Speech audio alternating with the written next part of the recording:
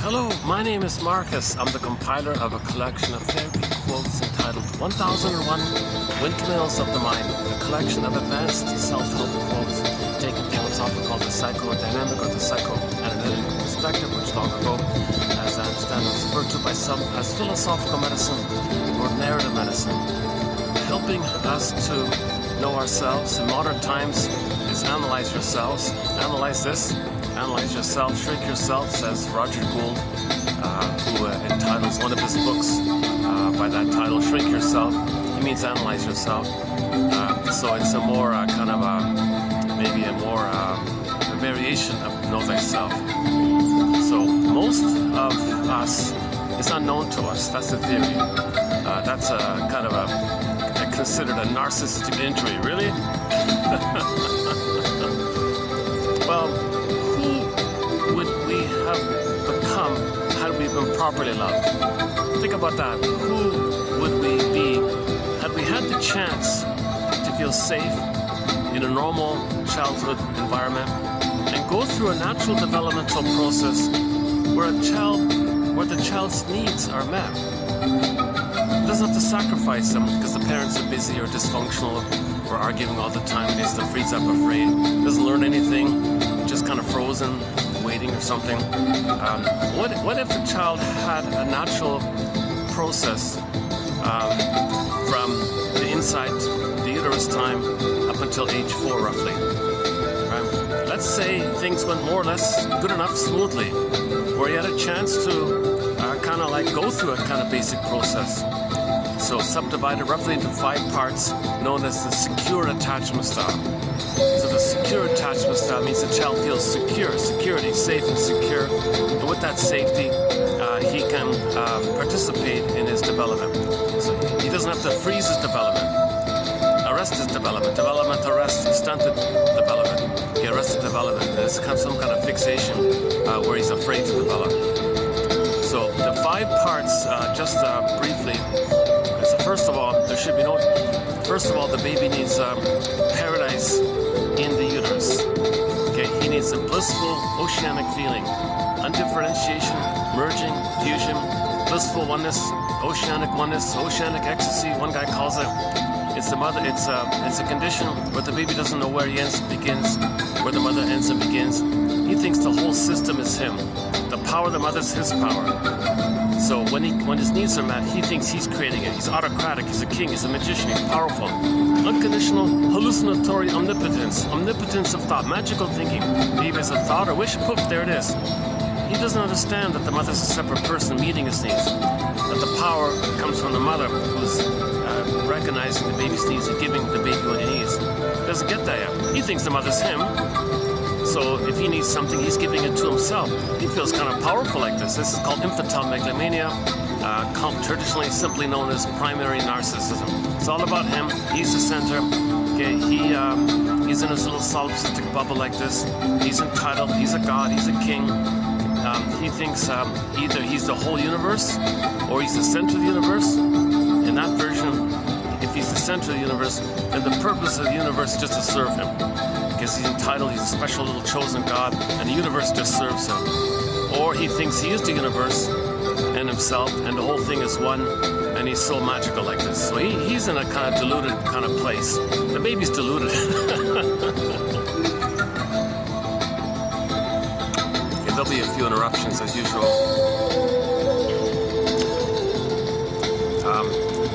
And we had a cool down for about a week, and suddenly the heat came up again. So you might see me sweating a bit here sometimes. Oh, the song in the background is Sekani Purizaki from Peru. He's an indigenous flute player up in the mountains, way up in the mountains. You can see him on YouTube. Pretty cool looking guy. Plays the flute. This song is called Splendor in the Mountain. Splendor in the Mountain. He lives in the mountains. Splendor in the mountains. So he has that real appreciation of the beauty of it all. He lives in the present. I imagine he really can live in the present. He wasn't bombarded with flashing digital images his whole life or something. He could be connected with nature. Anyways, I'm not sure about his personal story, but he doesn't have too many albums out. That's too bad. I like his music. This one's my favorite, Splendor in the Mountain. Yeah, there it is there. I think it's the pan, I think we call it the pan, I'm not sure, some kind of bamboo flute. Maybe it's the pan flute, I'm not sure exactly. Anyway, that's the Sekani Purizaki. And, you know, he gave a speech about Earth Day. Come on, people, we're on this planet here, it's our planet. You know, we're all like children of this planet, like we're all one family, Earth family, you know, human family on this one planet. Like this is our home. Like this. Come on, people. Like let's have some reality check here. Don't, you know, he didn't say this, but we can add to it. Don't apply your infantile battle with your mother, project it onto the planet, treat the planet the way your mother treated you, and then think, and at the same time. Fight with your planet if you think your planet's your mother. This disturbed infantile stuff, where the prototype is we have this unresolved battle with the mother, and we transfer that battle onto everything and everybody, and we're all confused like that. So we're not meant to be traumatized, because when there's trauma you repeat, and when you repeat it's called neurotic, symbolic acting out, neurotic acting out, symbolic acting out. That means your behavior in the present is going to be a reflection of the trauma, as above, so below. So for traumatized there's an inner state, and our behavior outwardly is going to be a reflection of the inner state, as above, so below. So if the baby felt rejected somehow, well, he may become the rejecter in a thing called the Faustian deal, the Faustian bargain, the Faustian pact, i.e. identification with the aggressor. So he becomes the aggressor to have some kind of agency, to maintain his narcissism. So the two identities are, originally it's narcissism, and when he's loved he gets to have an authentic self, he's individuated, he has a personhood kind of thing, psychological birth kind of thing. If he doesn't have his I from the sense of beingness and your feelings, then all you have is the delusionary thing of narcissism. So if he's traumatized in a narcissism phase, the way to keep his narcissism is to cross over and become the aggressor, because in repetition compulsion, mother shamed him. He doesn't always want to be shamed by his mother, so he'll shame himself. So he's got mother's agency, his mother's power, so he feels that's the Faustian deal. He gets mother's power, that gives him some kind of identity, some kind of narcissism, that he's important, that he's doing it. If he can say he's doing it, then he feels narcissistic, neurotic pride like this. It's a false pride, it's a delusionary pride, a pride because he didn't get enough love to differentiate from mother, to be himself. So he's still stuck in that place of what does he do with the narcissism if the mother's hurting him again and again and again, misatune, malotune, double binding the baby, gaslighting the baby, misatune, malotune, doesn't understand the baby's signals, or the mother uses the baby, expects the baby to take care of her, or the baby wants to shame the baby because she doesn't remember that she had been shamed, and in her attempt to remember that she had been shamed, repetition compulsion, she shames her own baby because she's trying to remember that she had been shamed. Now, if she can remember, get a glimpse that she was shamed, she won't shame her baby. But she doesn't remember, so she repeats. So when we don't remember, we repeat. That's Mr. Freud's famous essay, memory, repeating, working through. If the mother doesn't remember that she had been rejected and all that, okay, then repetition compulsion, there's no time in that brain, all time is that time. So when the baby comes on the scene, she just replaces the thing. She gets the baby to play her, she plays the shaming mother in the Faustian deal. Since the baby's her, she's the mother, she shames the baby playing her. And then the truth is, flip-flop, she is angry at the mother, so she plays herself and thinks the baby's the mother hurting her. Now she's angry at the one she just shamed. So she shames the baby and then hates the baby. There's an old line from long ago, traumatized people hate the ones they hurt. Can you believe it? So the mother will hurt the baby and then hate the baby. It's wild, right? It's sad because, okay, what's going on is called double think and double focus. And it's due to the undifferentiation. The baby and the mother are still kind of fused like that. So, and in the primary process world, it's all topsy-turvy and flip-floppy and flim-flammery and duplicity and double-think and double-talk, where it's all images, and the images can morph and shape-shift, and there's no time. So that's why the woman can, the mother can see her baby is her in the nursery. She plays the shaming mother. Okay, so she plays the aggressor side to feel important, to have an attachment to the mother, and because her mother wanted mirroring.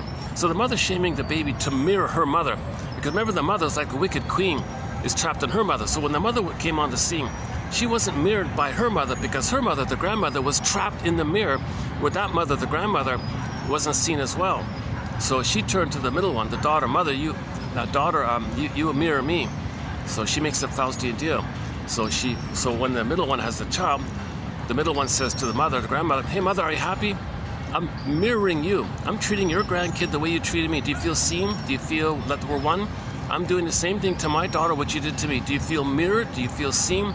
Because all babies need a stage of oneness, like a period of oneness where the two are one kind of, but a lot of babies don't get it. They lose it at birth. Many babies lose it at birth. So if the grandmother is trapped in the mirror, okay, and when she gets a daughter, she's supposed to mirror the daughter, see the daughter, soothe the daughter, recognize the daughter, but she can't because she's trapped in her mirror. That's the Snow White story. So you see the condition of Snow White. So that's in the psyche of a person. Okay, the emotional body goes flat, but you can see through the glass coffin, but you can't feel through. So your feelings go numb, but you can sort of see in the world, you can function in the world, you can see things in the world, you can drive a car, pay the bills, you go through the motions in the world, but your emotional life, your emotional body's flat. Another analogous synonymous image for this is the pin goes on the collar. The pin goes on the collar, under the collar, they call it flat affect. Long ago, the jargon was athemolexia, no feelings for your words. In 1973, Peter Sifinos varied it by calling it alexithymia, no words for your feelings. So that's a huge trauma to lose your emotional body, your beingness, your sense of self, your ontological self, and your gifts of the real self are there, the capacity of the real self are all lost and missing. We're meant to live from this beingness, this embodiment, this sense of embodiment.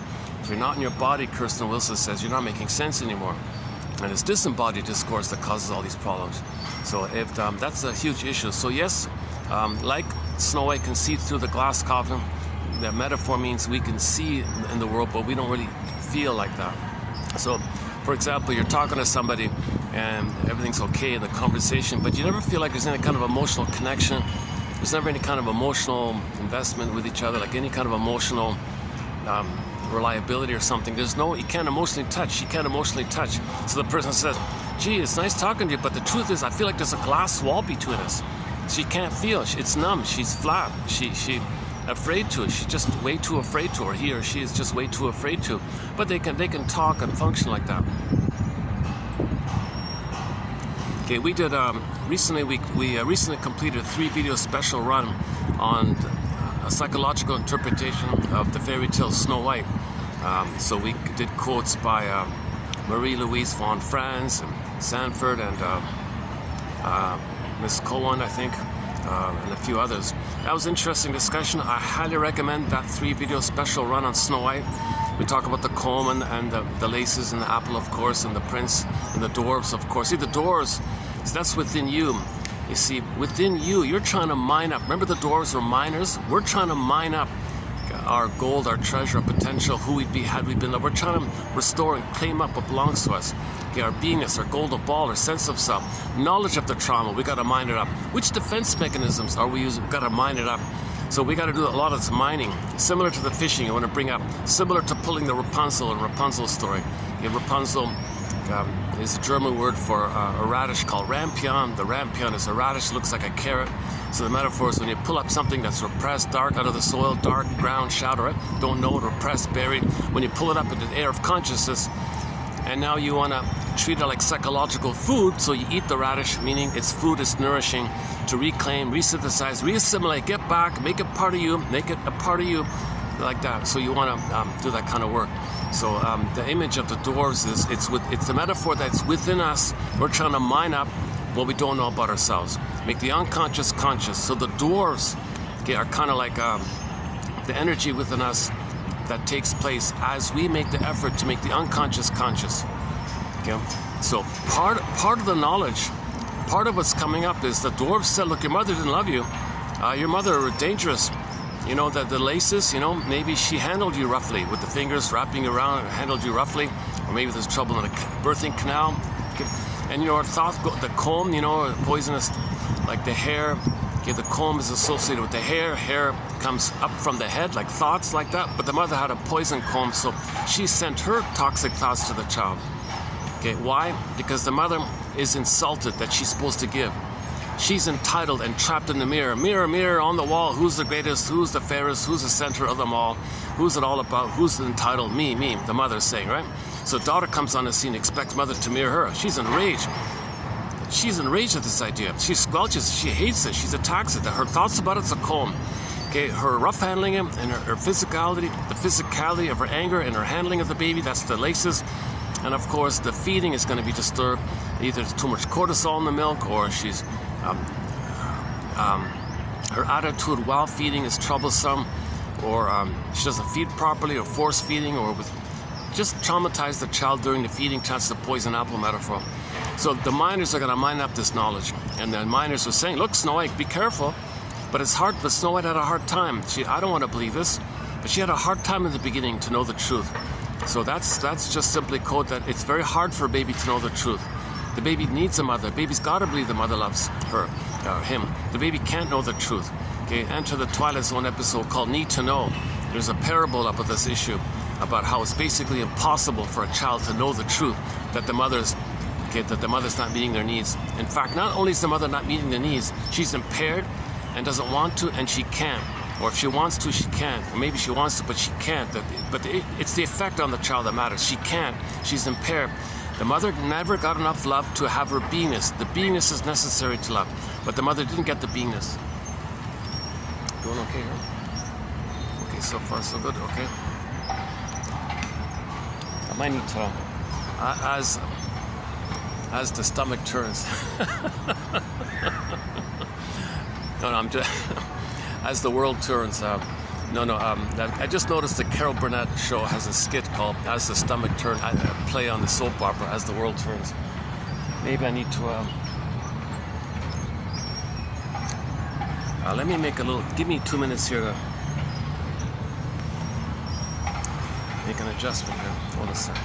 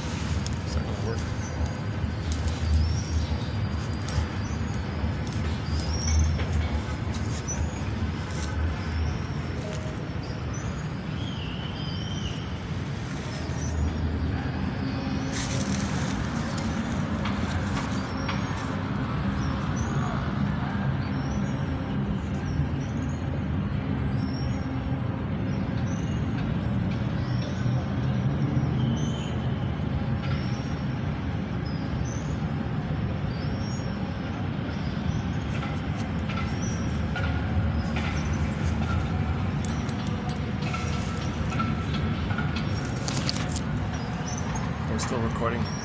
Boy, the heat's come back. Oh my goodness. All right. So just quickly on the Snow White part. So Snow White in the glass coffin is a condensation image. A lot of things are going on in the dreams, in the primary mentation. Different elements can condense. So the condensation seems to be part of it is that when a baby comes out. And the mother doesn't see, that's synonymous with the mother not meeting the baby's needs for attunement, for mirroring, for entrainment, for rhythm of safety, where the mother meets the baby's needs, where the mother meets the baby's needs and understands the baby's signals. So the mother sees the child, recognizes the child, understand what's going on with the child and makes the adjustments. Because the attunement, she understands what's going on with the child.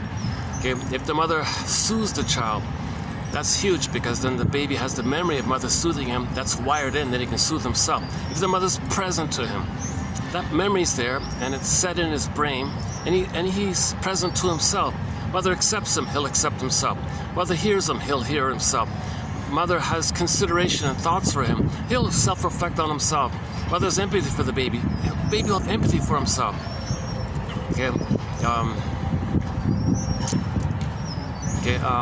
And so on and so forth. So the baby needs this kind of relationship.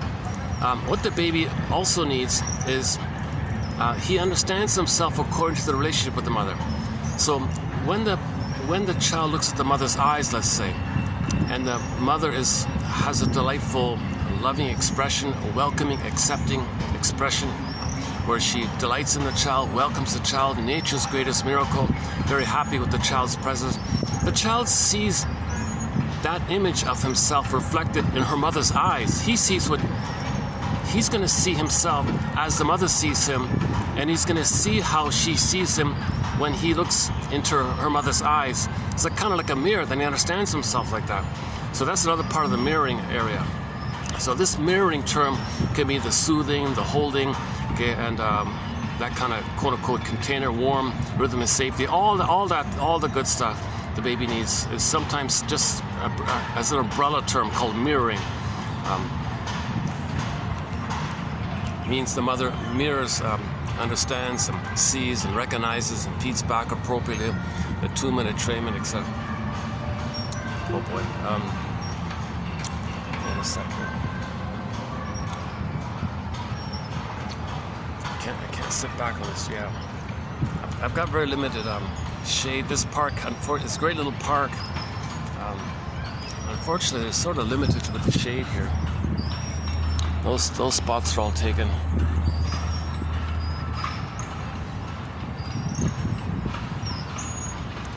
Just give me a moment. Let me play a song in the background. Hold on a sec.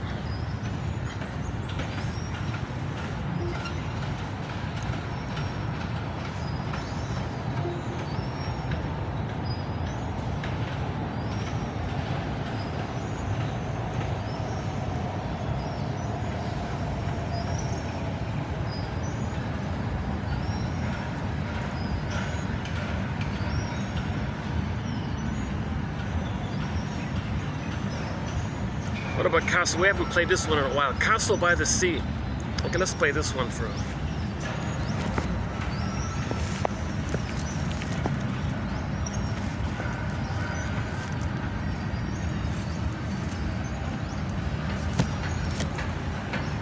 Son of a gun. I've got this really flimsy dollar speaker. It's not too reliable.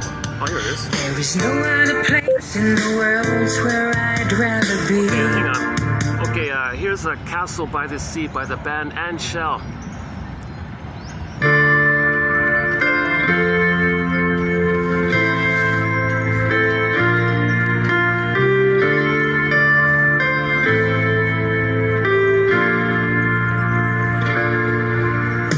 If I had money, I would buy it a castle by the sea.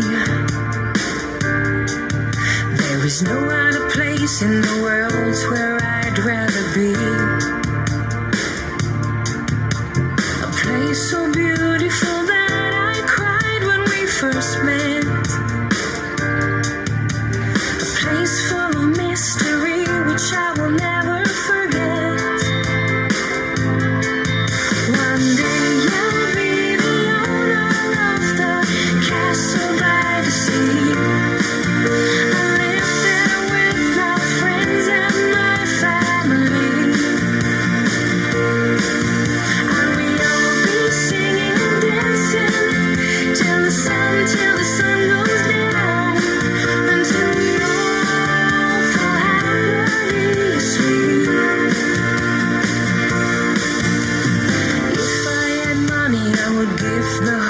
A home. I take them to my castle and never leave them alone.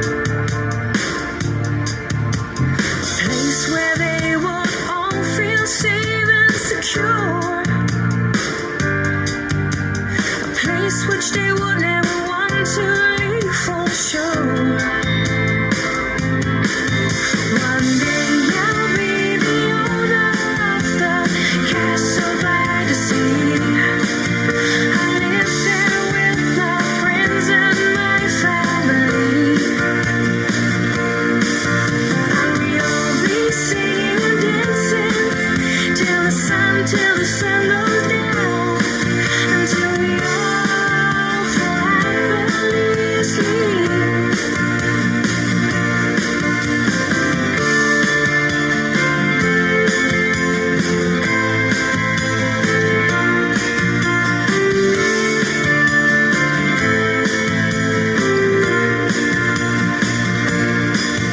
You're high up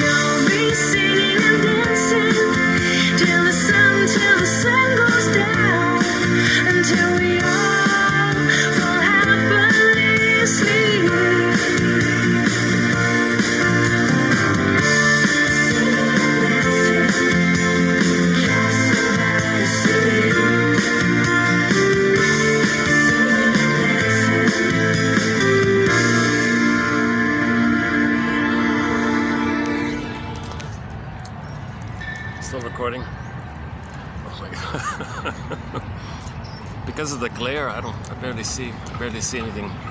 Hopefully you can see it on the playback. Yeah, Castle by the Sea. So Anne Shell is a band from Switzerland.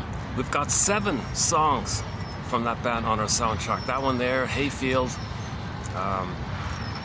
3 from Betty's Garden, the album Betty's Garden. It's a great Borderline and Turn On and Crossroads, I think. What else? We said Hayfield, right? Oh boy, no. Yeah, there's a couple of others. Okay, anyways, so let's get back to the opening premise here. So the opening premise that we're currently working with here is that the baby needs what's called a secure attachment style. These homeless, in the song, she talks about homeless people, no, unhoused people. Would it be nice to take care of them and give them a home? You know, we do have a quote from Hirsch. I'm not saying this is the cause. I'm not saying it's all psychological. A lot of it's sociological. A lot of it's sociological. But from whatever percent, it's psychological. Now, something like homelessness would never be psychological. Nobody would cross over psychologically to that point. So it is probably all sociological. But okay, but a more general, more benign quote from Hirsch was, whenever somebody's doing something dysfunctional, self-defeating, self-sabotaging, wrecking their chances for happiness, fear of success like that, okay, being dysfunctional, being neurotic, you know, anything, whatever it is, emotional eating, drinking, smoking, all that. That reflects how they saw themselves when they saw themselves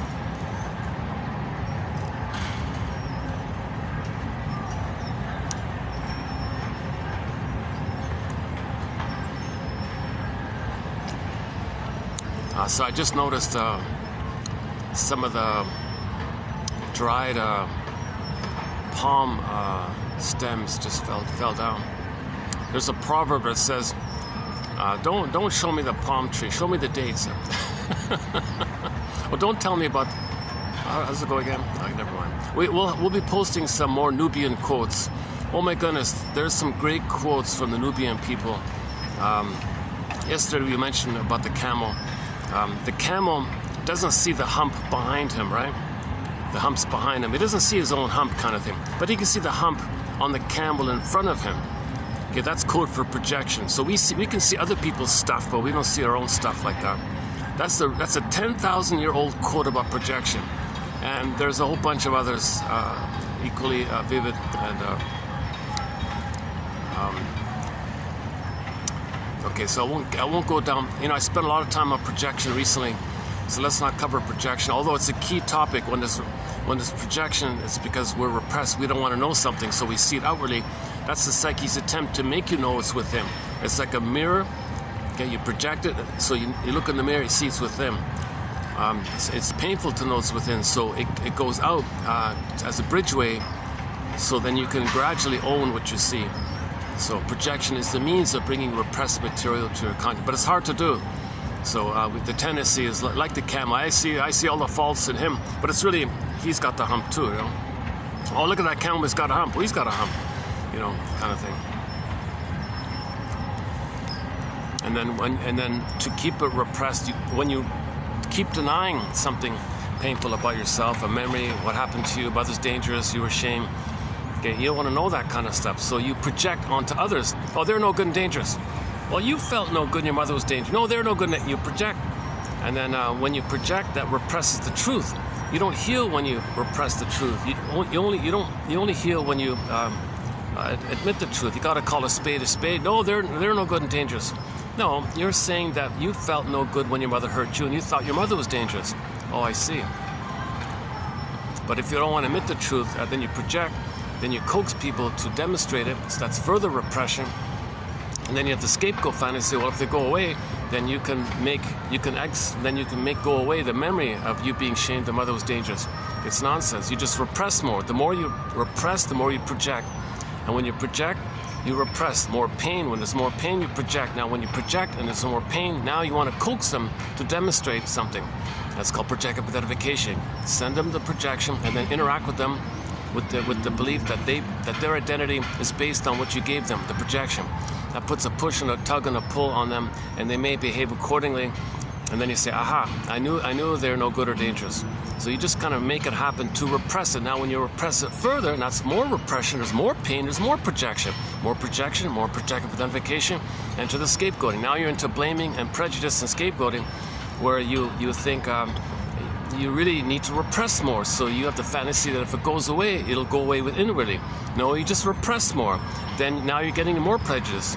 And then now that's you're always externalizing like this. You're always looking for excuse to engage in prejudice. Now you create fanciful BS, flimflammery beliefs to maintain the repression. And then you act on those beliefs because you got rebounding anger at your mother, and then you want to see the scapegoat as your mother, and you're angry at the mother for all this. And now you're blaming innocent people, thinking they're your mother, and you make yourself believe that other people are your mother, because other and mother sound a lot alike. Just put a dash between the first two letters. So that because you are the mother, how do you express your anger at the mother if you are her, kind of thing. So first, you shame people because others are you, and then flip-flop, they're your mother, and now you're rebounding aggression towards your mother, rebounds in. At first it goes in, then rebounds to the side to the mother. So this core issue where your anger at the mother can't reach the mother, then it goes inward. It's a rebounding aggression, right? The body can bear the burden to a degree, and then it goes sideways. Now, if you're going to express your anger at the mother sideways, you got to BS yourself, okay? Called rationalization, justification, flimflammery, duplicity. You got to make up these wild beliefs, some crazy beliefs, just to repress. And then when you create a belief, that's like a camouflage and a cloak to fool you and to fool others, to give you the green light to express your anger on your mother, which you're going to displace on to the person you just shamed who just played you. Okay, so did we finish Snow White? Let me finish the Snow White one and we'll pick up on this point here. So the Snow White one was if the person is traumatized, number one, the soul is going to be frozen. Okay, so Snow White is in a coma, emotional hypothermia, emotional catatonia, deep sleep like that. She's not, so Snow White's a personification of our beingness. So we're talking about the beingness part of ourselves. The beingness part of ourselves, our soul basically. The beingness, I feel our Freud, our ontological self, our feeling self, I feel our Freudness self. This at home within, this beingness, for the men it's the princess, right? And for the women it's the princess. The feminine element, it belongs to men and women. So the feminine element, okay, this is called the feminine principle. The being, the resting, okay, like the moon, okay, so you got the moon, and the sun, and the night, and the day, okay, the being, the resting, that's called the feminine. Your beingness is the moon and the night like that. The being, just a still, calm being, the serene, inexhaustible fullness of being, your sense of existence of being, your beingness, your sense of existence kind of thing, like your felt existence of pleasurable beingness, right? That's the yin, the shakti, the beingness, like the feminine. So the feminine, they would say, they would symbolize this quality of the feminine as a princess. So they'd call it the feminine, the being, I don't know, like the womb. Maybe start off with the womb. It's all beingness in the mother, because the womb like that. Mothers tend to be calm for their babies. Maybe it started off like that. Anyways, it's called the feminine principle. This quality of this trait, like that. So it starts off that the beingness is somehow referred to the feminine principle, the feminine element, the feminineness or something. But all people have it. So then you create a picture of this feminist, and now you're into the princess area. So all the princesses, okay, in fairy tales are personifications or pictures of your beingness. So Snow White's in a coma in a basque, or Rapunzel's in a tower. Okay, Miss Echo turns to stone. Okay, the maiden king turns into a swan and flies away. Okay, and so on. So let's just stick with the Snow White for a minute. So when the person's traumatized, their beingness is going to be like what you see. Like what you see. She's in a coma in a glass box. Now you don't feel your beingness because there's a wall there. Okay, so you don't feel your beingness. Tabuchi's in a coma. But your beingness is there. It's not dead or something, but it's just there. But you don't feel your beingness. There's a gap there. There's a wall there. And Tabuchi's in a coma or something like that. Catatonia or something. Emotional hypothermia. emotional retardation, someone call it. I don't use that phrase, but some people use that. I don't like that one. But anyways, just emotional stunning or emotional stupor, emotional catatonia, something like that. So that means we're not alive, like we don't really feel real and alive, hence the idea of the Velveteen Rabbit idea. What does it mean to feel real and alive kind of thing? So we don't really feel real and alive. Yes, we go through the motions of life. Yes, we can see through the glass coffin, but we feel flat like that. Okay, that's part one. I can't even tell if I'm recording. It's still recording? Yeah, okay. Wow. What is it about why is it so... It seems extra sunny here for some reason.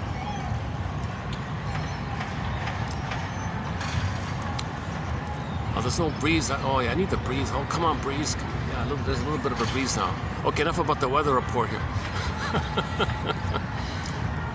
Okay, so the princess being like Snow White or locked in a tower like Rapunzel, etc. Okay, that's this motif in myths and fairy tales. It's a metaphor for psychological trauma. Myths and fairy tales are code for psychological trauma. Once again, myths and fairy tales are symbols of psychological trauma. Now, oh, hold on a sec. I think this kid wants to pass here. All right, go ahead.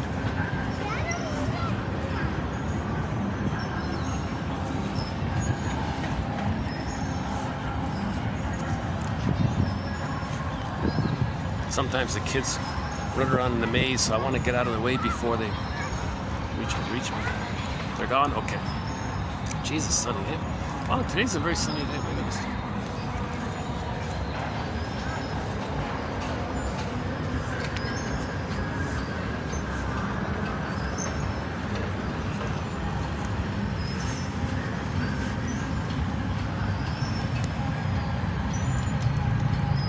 Okay, let's get back on. Oops, let's get back on track here. So, so we're talking about Snow White, right? So when there's trauma, our beingness gets frozen, basically. Okay, that's Snow White frozen. Let's keep it simple. That's a trauma. Okay, we don't even know this took place. We can't even know it. We can't even admit it. We're numb to this. It's a pain, and we're in a stupor. That's related to the endorphins Dickinson calls the swoon. So there's a pain so utter, the earth opens up, Miss Core gets pulled down. So another version of this is that the soul, okay, the princess, Miss Core, like the core of a person, the authentic core of the person, the beingness of a person, earth opens up, she gets pulled down. That's called repression. So now you got this chasm there. Look at that. There's a graphic image of the pain. Talk about psychic pain, emotional pain, that chasm image. Jesus Christ. So go to Disney film Inside Out 2. You see this scene there called chasm. They showed you the earth opened up like that. There's a chasm in the earth, and the voice of it are these sarcastic characters, these so-called mind workers, who are really hostile and really crude in their talking, very ugly in their speech, very angry, very hateful kind of rhetoric like that. So they were sarcastic characters. Okay, that's code for the anger. That's code for the real deep ennui and deep anger and deep resentment for this. Now, the surface character for this sarcasm and the sarcasm was ennui, because ennui would do the voice of the sarcasm. So leads to ennui. The ennui is this. It's a question of degree. Like you don't even have hope, that you don't even know that you're supposed to look for love. Like the trauma was so early, it was so painful. You're supposed to look for love. You don't even. Maybe you tried and you gave up. Now, usually when you don't have money, you always have the hope to try, and you can't succeed, so you're bored.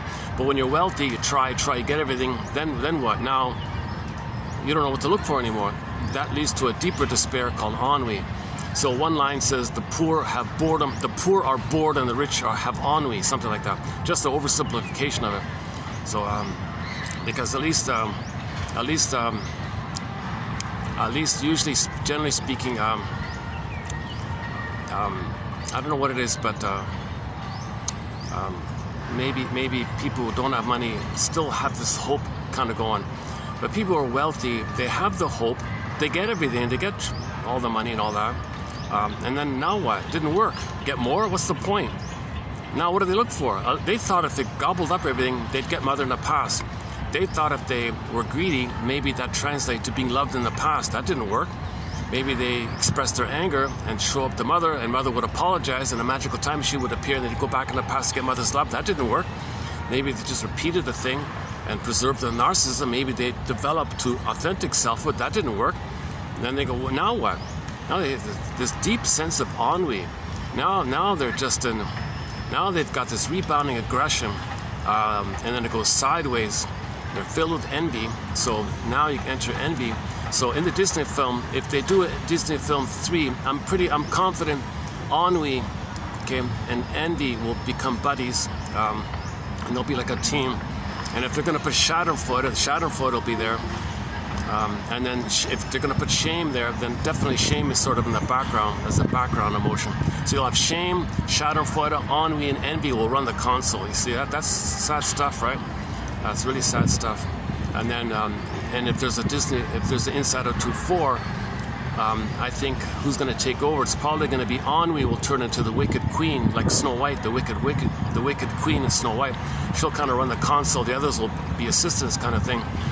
They'll be the flying monkeys or something. Well, they'll be in the background helping, that kind of thing. So you can see the progression of the continuity like that. So the hate rebounds inwardly, right? So the original case is the baby was angry at the mother rejected it, turned inward, then it goes to the side. Okay, let's just back up a second, finish Snow White here. Actually, last video, by the way, the last video wasn't a bad one. I did it in the Blue Room. I thought that was maybe one of my better videos, the Blue Room. We did the Nubian proverb one in there. So however this video goes, I would recommend the last one for a discussion. We covered a fair bit of ground, that one.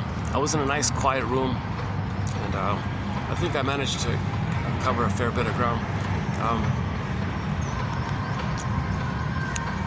It's gonna get busier here, right? Yeah. Hold on a sec. When people pass in front of me, I'm gonna need to turn the camera up so they don't think I'm filming them or something.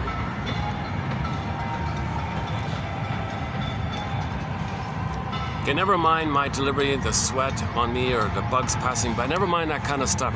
Focus on the quotes, focus on the content. It's hard to do. I know how it's delivered is important, but I have not been analyzed. Played Joni Mitchell's song, This Flight Tonight. If I had the funds, I'd be on this flight tonight and do a full analysis and show you a before and after. Before analysis and after analysis. I'd love to share what I learned, kind of thing. So I have not, so that's my disclaimer. I'm not a shrinker, I'm not a professor, only the BA. I'm the compiler of the quotes, trying to learn this perspective as well. So focus on the quotes. It helps each person to be a detective, psychological detective, emotional detective, existential detective. Before I forget, remind me to come back to this Gidget show. I just saw an episode of a sitcom from 1965. It ran for one season, sort of like a teenager comedy. You know, the kids playing on the surfing on the like the Beach Boys kind of thing. But it's actually not too bad. It's fluffy and silly, but actually it's a little bit psychologically minded. A few of the episodes do sneak in a little bit of psychology. So there's still like a remnant or an echo of the mental hygiene movement. It kind of partially got preserved. Ironically, it got crushed in '65, right? And they made an episode about the crushing of psychoanalysis with the entertainment, with this flood of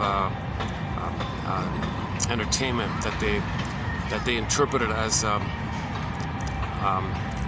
defense or a resistance to growing up and healing. So here's a defense mechanism. You can bounce on with this entertainment, and that kind of was used as a defense against the hard work of growing up, maturing, being an adult, being an elder, like that. Interesting about that. And then in that episode about the rebel, the theme of the rebelling, there was an episode with the theme about rebelling and all this. So Gidget, the character Gidget said, "Do I do what I do because I want to do because that's what I want to do, or am I just rebelling or something?" And And the professor father said, well, yeah, well, it's true. You know, teenagers rebel against themselves. The child part of them against the part of them that's trying to grow up kind of thing. There's a rebel like that. And, you know, by the way, we adults here, you know, we rebel against getting old. You know, we don't want to grow old kind of thing. So in a sense, we're all rebelling like that, rebelling. So anyways, they did mention a book. So the professor guy announced that he assigned a book to his students. So it's called Communication, the Social Matrix of Modern Culture. And I looked it up, and sure enough, there really is a book. It's called Communication, the Social Matrix of Psychiatry. Now, they didn't want to use the word psychiatry in this fun, easygoing, frivolous, teenager, bubbly Beach Boys surfing on the sand, beach, comedy, music kind of show, right? They didn't want to use the word psychiatry, right? So they just changed it a little bit. Communication, the social matrix of human culture. So they just, instead of psychiatry, they put in human culture. And the book exists, 1951. It comes from a Swiss, written by a Swiss guy. I never heard of him before. Jürgen Ruesch, Ruesch, R-U-E-S-C-H, I think. And we'll be posting some quotes from that very book and his follow-up book called Therapeutic Communication.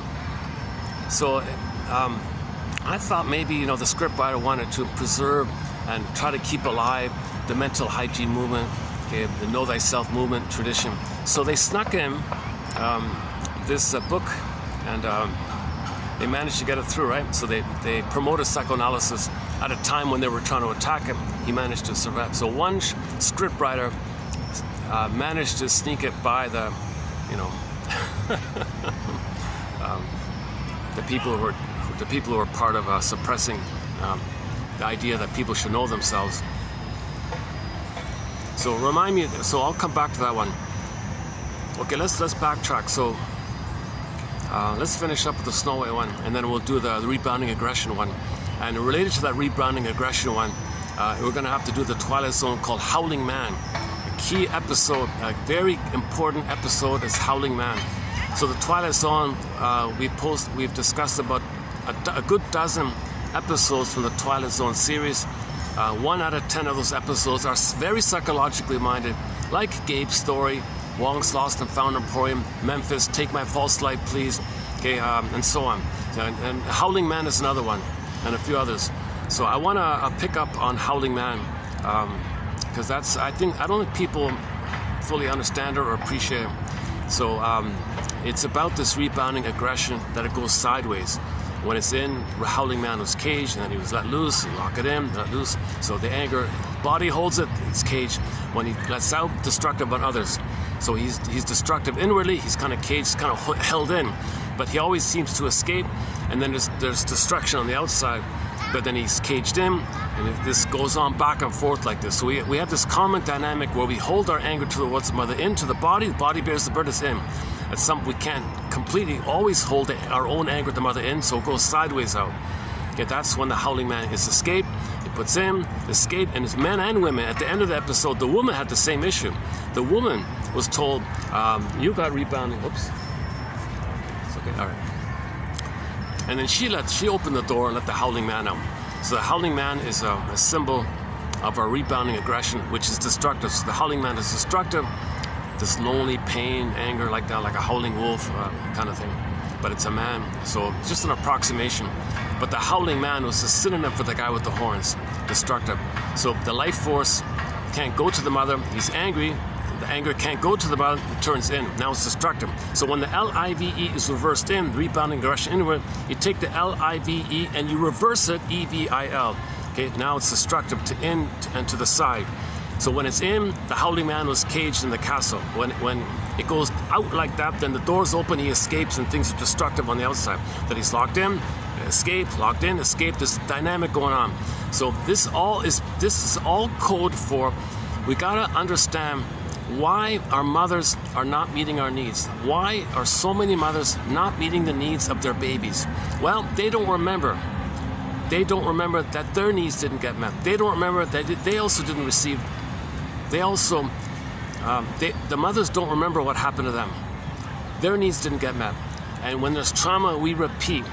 So the mother's trying to communicate and know that her needs didn't get met. So she doesn't meet the needs of her baby in her effort, in her attempt to remember, to know that her needs weren't met. So she shames the baby, rejects the baby because she's trying to remember that that's what happened to her. The memory repeats. So if the mother doesn't remember, she's going to repeat. So that's the core thing here. So mothers, I think the starting point seems to be, if mothers can get a little feeling that they were shamed by their mothers, they won't shame their kids. But if they don't get that glimpse, if they're too fused with the mother, if they crossed over too strongly, there's a resistance to admitting it. But if they do that kind of work of unblending with the mother and knowing what happened and learning it.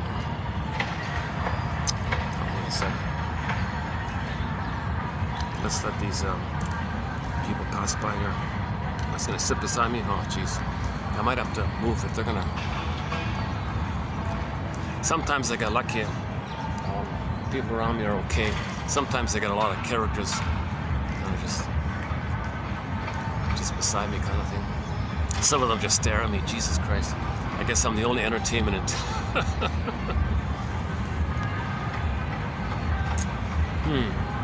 Well, I do have a backup spot. I can go to the mall, the side of the mall there.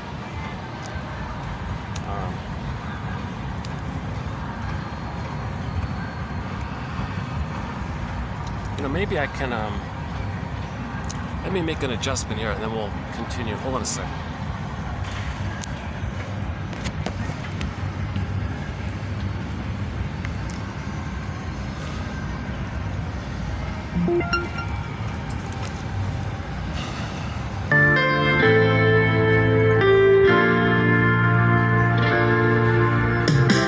Here's a Hayfield by Anshel.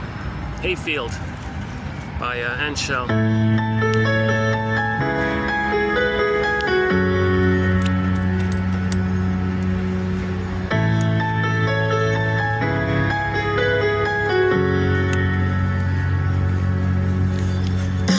Waves of sorrows are crashing down on me. They pull me deep down to the ground. Dust and fog constrain my sad mind. Oh, how I'm stuck when my spirit and mind are bound. Bring me to the hayfield, to the place where I belong. Years have passed, tears were lost. All that's left is eternal trust. Bring me back where I belong.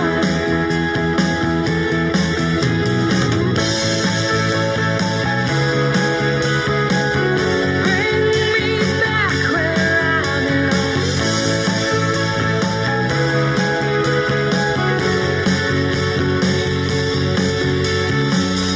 One place on earth relieves my teariness.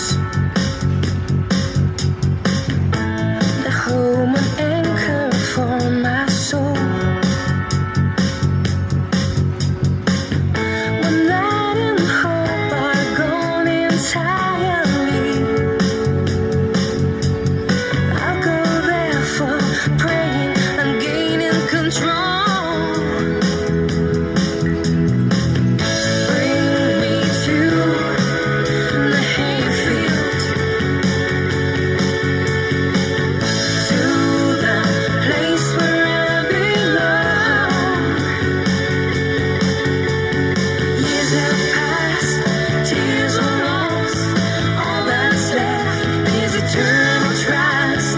Bring me back where I belong.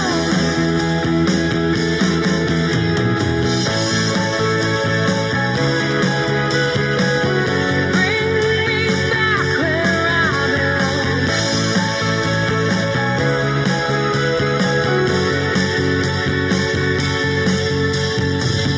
Bring me to the hayfield. place where I belong. Bring me to the hayfield, to the place that made me strong. Years have passed, tears were lost.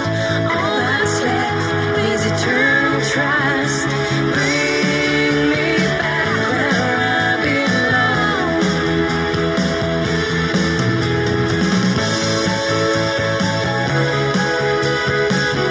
Bring me back where I belong. Bring me back where I belong.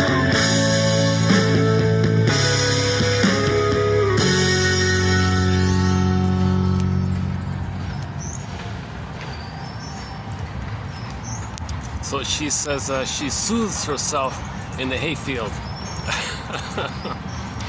Someone else chose the cornfield, another one chose the wheat field. Some kind of meadow, nice kind of relaxing, go to nature kind of thing. Okay, let's finish up on Snow White, and then we'll do Howling Man.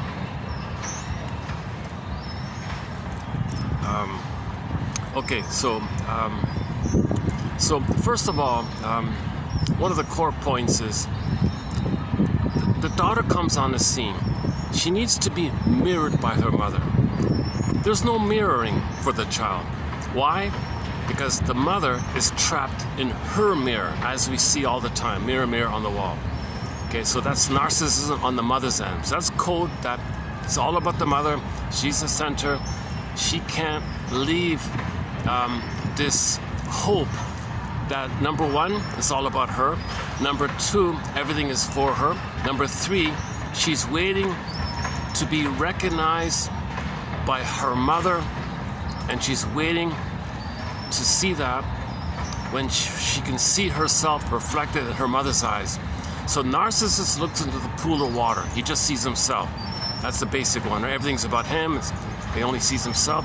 He didn't differentiate. He doesn't know mother's a separate person. He's stuck in that primal kind of place. Now, while he's in that place, okay, we can also say that all babies are looking for their mother to see them so they can be themselves. So narcissist looks in the pool of water. Yes, he sees his reflection, and he's stunned like that. And he thinks that's his mother. But wait a minute. Is it his mother? It's his mother. But why doesn't he just go forward? Well, he's got to be seen first. He's got to be soothed by his mother. He's waiting for that experience. So it's all about him. He's important. Now that doesn't take place. It's empty. So he's trapped in that emptiness, waiting. He's in a frozen waiting kind of thing, flash frozen waiting kind of thing. So the mother's in a flash frozen waiting. So she can't love the baby. It's ridiculous to expect her to love the baby. She's way too consumed with her pain of her trauma, and she's trapped in her mirror, and she can't leave that kind of thing. Okay, so when this happens to any child, hey, what's that? Oh, I don't know if you can see it, but across the street, behind the trees across the street, there's some kind of like a parade float passing by. They turn off the music.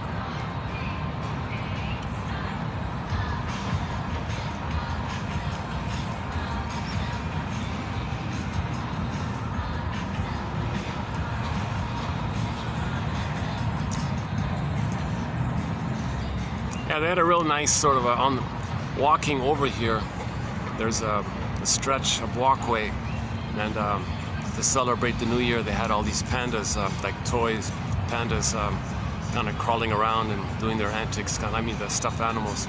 Kind of nice little, fun little scene. Never seen that before. It was nice, yeah.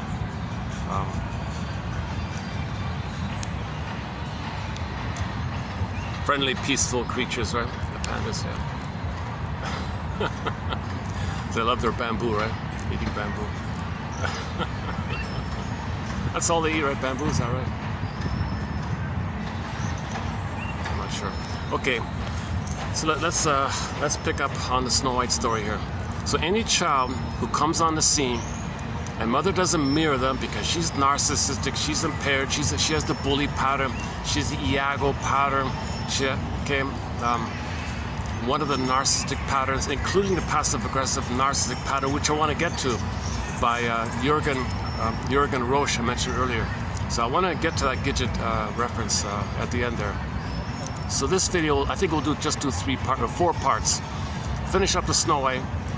We'll do the rebound, the Howling Man Twilight Zone episode, the Gidget reference, and then today's quotes as well. So we'll get there, yeah.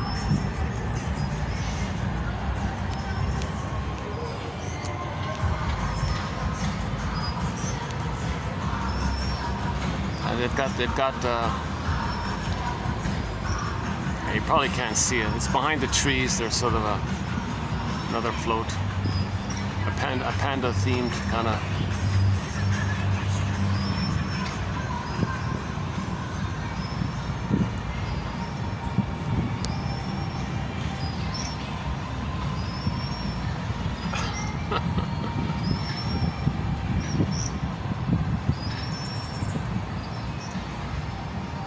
That's quite a good symbol of just beingness, right? The panda, just enjoying the present kind of thing. Healthy food, right? Bamboo shoots. Yeah.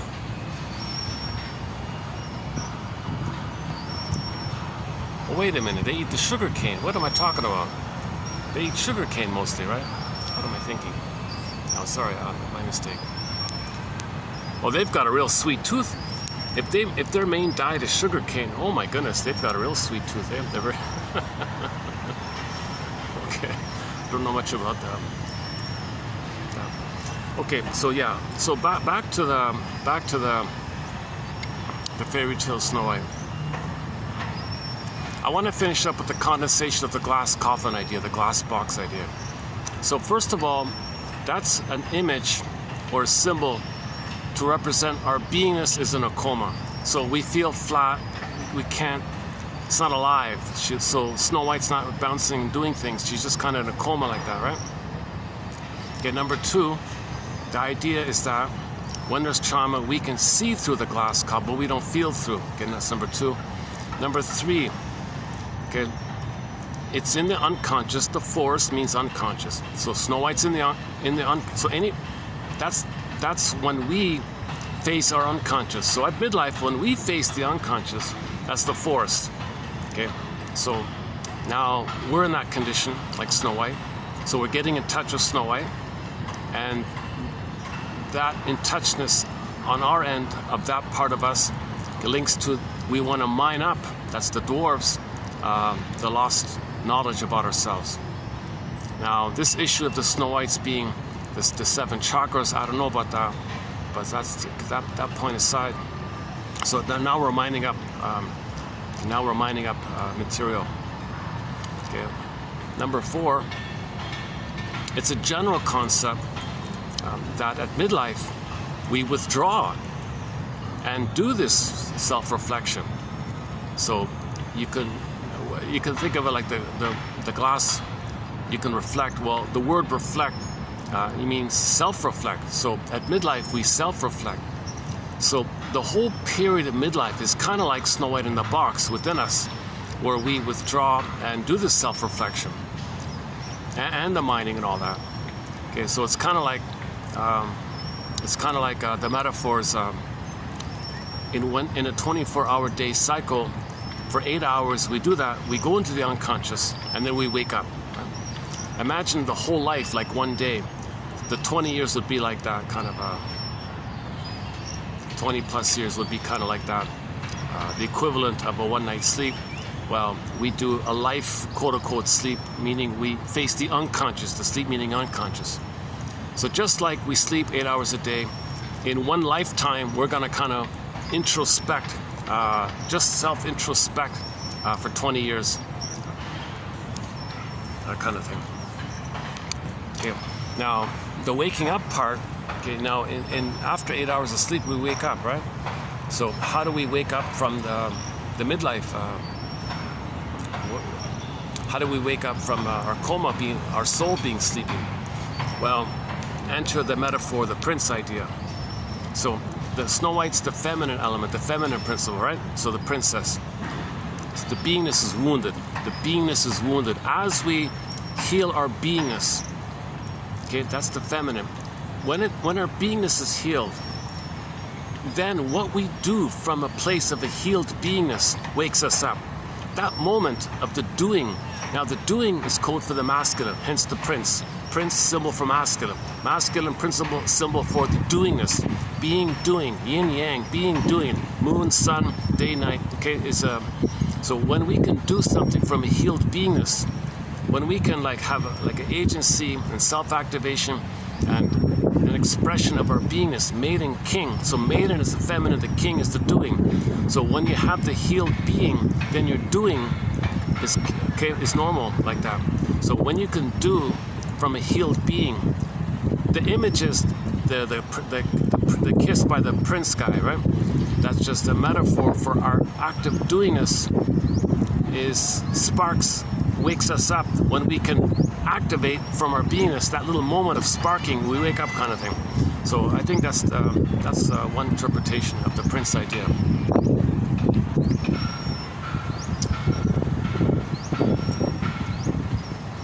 See, if you don't have your beingness, you're in a coma, and whatever you're doing is whacked. It doesn't make sense. So if you want to do like a healthy inner marriage, oh yeah, then there's a marriage like that. It's an inner marriage. So that's getting the yin-yang symbol, the Tai Chi symbol. There's an inner harmonious dialogue between the two. There's a flow, an expression, and a cycling of the conscious, the unconscious, doing and being and doing and being, doing and being kind of thing. So there's like a healthy cycling, positive feedback loop. It's a healthy sense of being. You're connected with yourselves. Your doing comes from your being. Okay? And when you have, it's a positive feedback loop. So the being is validated when you do and you express. We're all better off like that, right?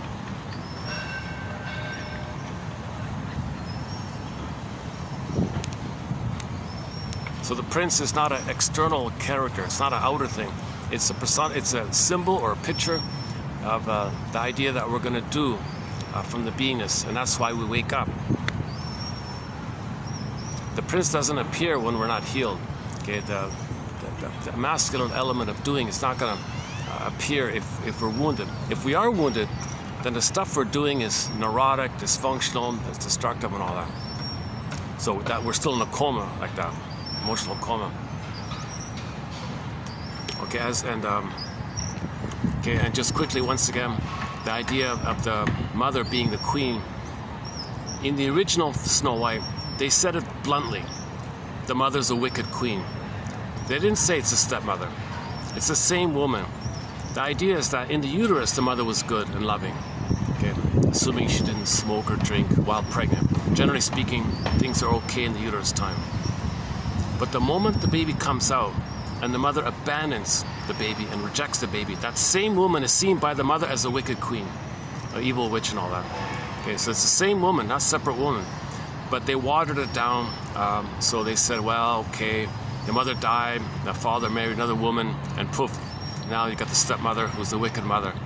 Okay, they just did it that way, but it's in the unconscious, so the good mother poof to the bad mother kind of thing. So they just to tell a story, they just said it like that. But the wicked queen is still the mother. And in ancient times, they were honest about it. They said that, right?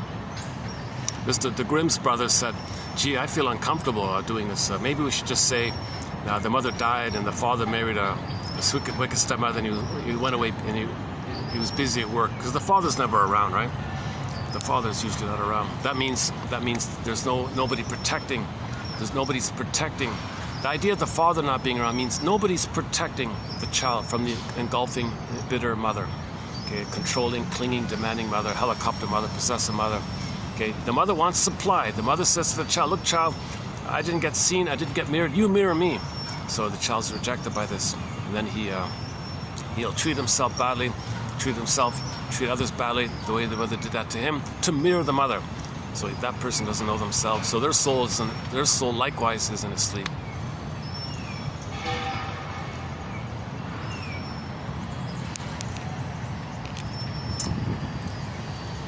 Yeah, I can't lean back. I gotta.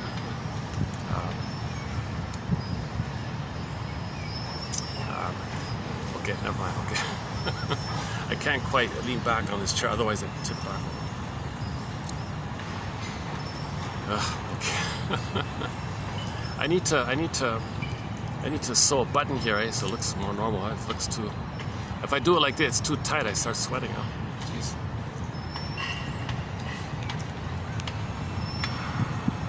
I'm a little embarrassed. Okay. Yeah, but you just get a paper clip or something. Get some tape. Jesus. Okay. I'm being silly here. All right, let's get back on track here. Okay, as promised, let's finish up. Now let's do the Twilight Zone called Howling Man.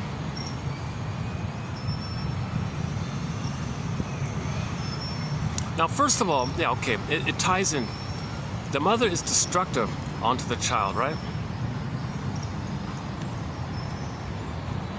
So she's very angry at her daughter. The queen mother is wickedly angry at her daughter. She takes her anger out on the daughter. Why does this mother have this bottled up anger to take out on the daughter? Well, the daughter is going to be seen as her whom she's going to shame. The daughter is going to be seen as the mother who's supposed to mirror her, but she can't. So she wants to remove the source of envious feelings. So in other words, the mother wants to make it all about her. So she crushes the autonomy and the initiative and the self-agency and the self-autonomy of the child. That's all it is. The child wants the kid to be unhappy and miserable because that way the child will always turn to her, and the mother will take that as a source of narcissistic supply. So a lot of mothers deliberately, unconsciously, deliberately want their children to be unhappy to create that kind of tie, that scenario. Okay, so the reference here is back to the Carol Burnett show, a clip called "Visit from Dan," as the stomach turns. Not that one. It's called "Visit from Dan."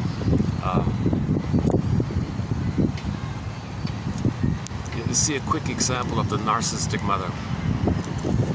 Okay, so the daughter just got the news that her husband dumped her, left her for the waitress. She's distraught, she's crying, she's in a fetal position on the sofa. She's devastated with this news. Now she's going to be a single mother with no job skills and no money like this. And the mother says, "I don't like what that guy said about me." And the daughter says, "There you go again, mother. I just experienced a catastrophe and here you are taking center stage." And the visitor Dan said, "Yeah, wow, and I thought my mother couldn't see past the end of her nose." That's an old expression that of narcissism back then.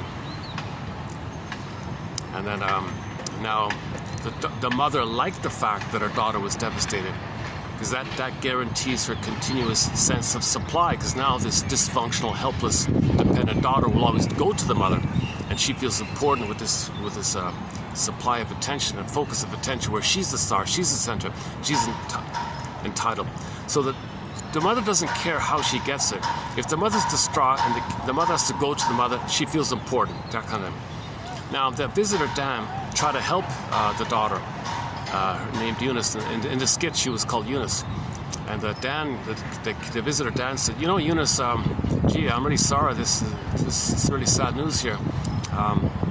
You know, they say that when one door closes, another door opens, and in the interim, you're going to find parts of yourself that you didn't know you had. You're going to reclaim parts of yourself and become the free creature you were meant to be." You know, so he was trying to give her a pep talk like this. The mother overheard this and freaked out. She came charging across, cut Mr. Dan off, and said, "Look, Dan, I don't know what spaceship you came off, but back out of here. I don't want you to help my daughter be autonomous. I need her to take care of me. My right, mother's rights. My daughter's going to take care of me. Don't help my daughter to be independent. Don't help her to be autonomous. Don't give her this kind of positive insight like this. Don't give her this light that she can be herself.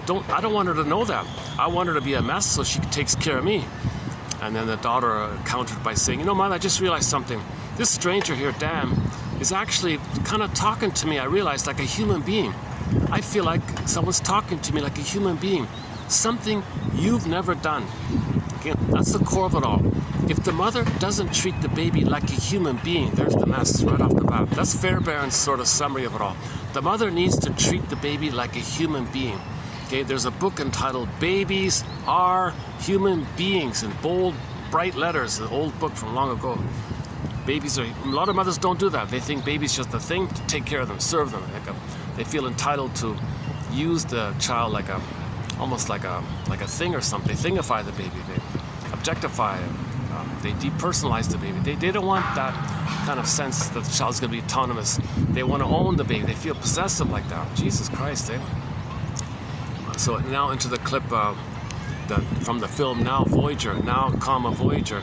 There's a staircase scene where Mrs. Vale, you know, her slogan was mother's rights. So she would turn her daughter Charlotte into a servant for her, and demanded, had all these demands on her. Treated the daughter like a poor servant or something.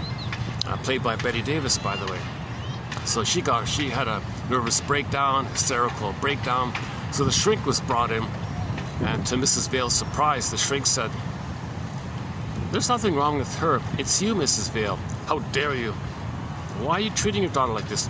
My daughter's right, my rights, mother's rights. I have a right to be taken care of. I'm the center, I'm the important, it's all about me. I'm the center. Mirror, mirror on the wall, mirror, mirror on the wall," she said. "It's my rights, mother's rights. She's got to take care of me. I hate her. She's got to take care of me. I hate her." Okay, she kept doing this. So he had to intervene and confront Mrs. Vale.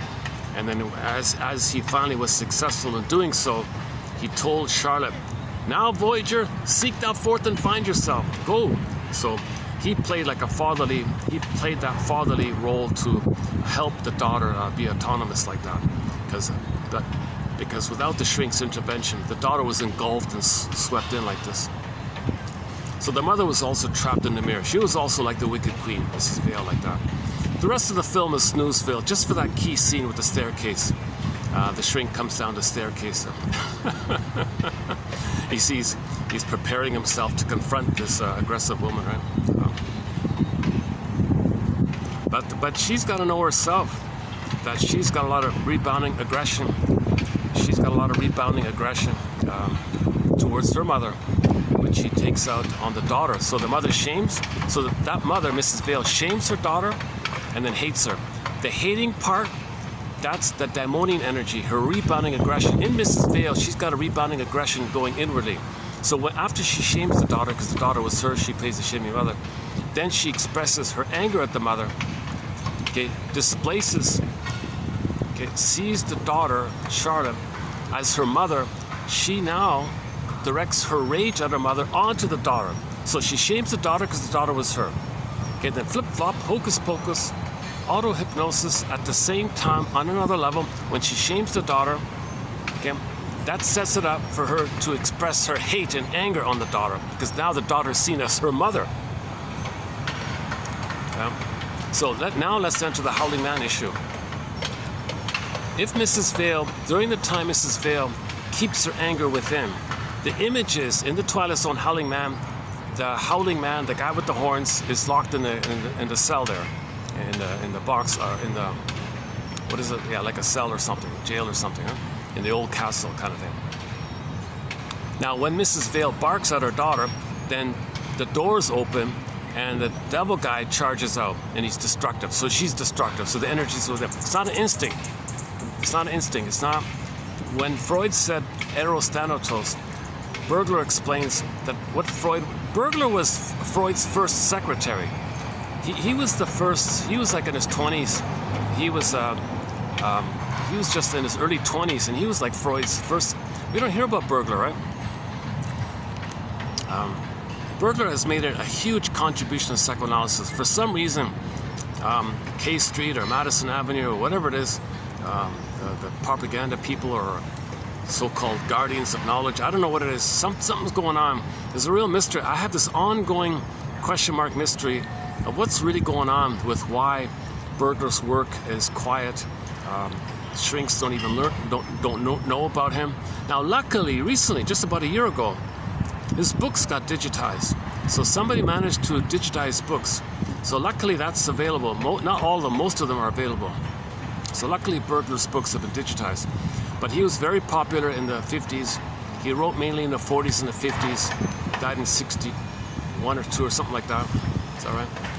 So he had a very good run for 20 years with all those books and all that.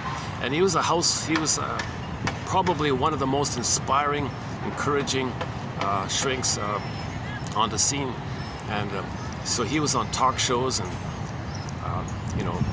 all the popular, magazines would have his articles in it. He wrote a few self-help books that were popular. For some strange reason, maybe that's 65, maybe that episode from the Gidget, 1965, maybe that's when they put a clamp on it. And then the final attack on self-knowledge was when the DSM-4 came on. They removed the idea that your symptoms are due to psychology, emotions, and memory. What? Don't blame the mother. How could we measure that your symptoms is because you can't mourn? How do we measure that stuff? How do we measure that you didn't get enough love from your mother to be able to mourn, and that's why you got a symptom? So let's forget about quote-unquote psychogenic pain symptoms. Okay, that the physical issues have something to do with your emotions and your psychology and your memories and your trauma. Forget about that. Just say if there's a problem with the body, there's a problem with the body. It's somatoform disorder. Now we can peel it away, operate it away, and play whack-a-mole with your symptoms. Just keep playing whack-a-mole with your symptoms, and never address the pain pump, the memory.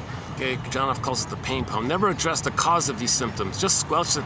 But every time you push down the symptom, okay, it's going to come out in another way. Okay, the more you repress, there'll be more prejudice. So when, ironically, the more pills people take, the more they're going to be sympathetic to prejudice, because that's a channel for their anger. So they'll believe the lies to get their anger out. So they'll be voyeuristic, or they'll live vicariously and support vicariously any kind of aggression or hate towards the scapegoat, because the scapegoat's their mother. So see, part of pillaging and plundering is this scapegoating dynamic, but you need repression. So how do you make people unaware of repression? Well, they removed phrases like neurosis and dysfunction, and psychogenic terms like that. They removed it, beginning with the DSM-4.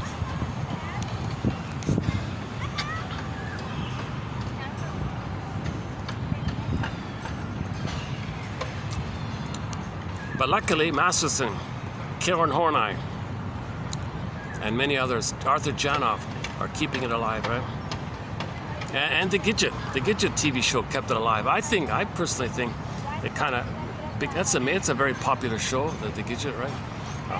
And he said it. Communication, the social matrix of modern culture. Anybody who looks that up, they're gonna find it's the Swiss the book. You wanna go through here? Okay. So the kids.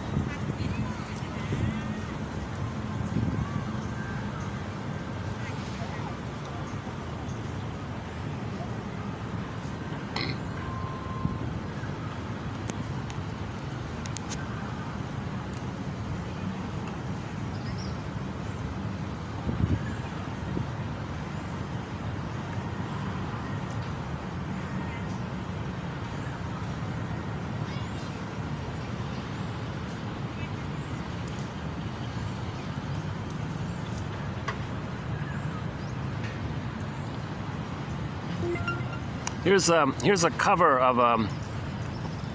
cover of Triumphs Laid on the Line by the cover singer Alyona.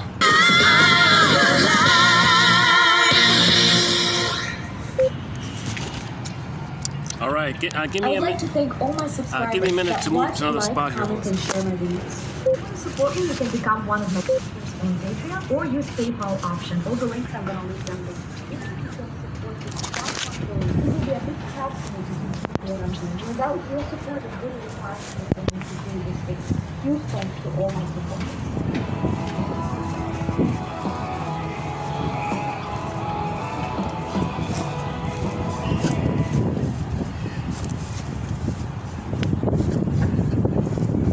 Unfortunately, I can only use that spot for a brief time before.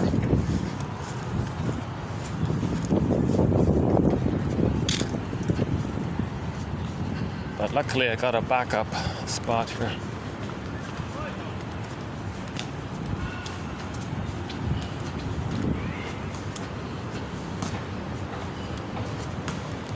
Geez, even on a Sunday. Geez, I thought Sunday I'd had the spot.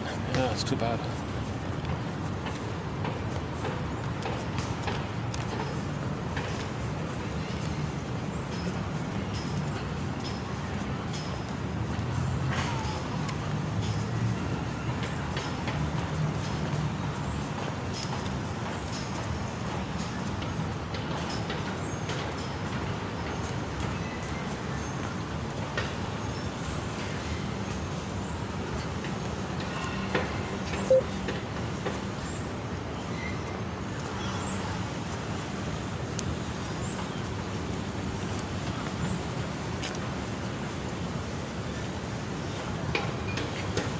Yeah, this is the quietest I've seen the park.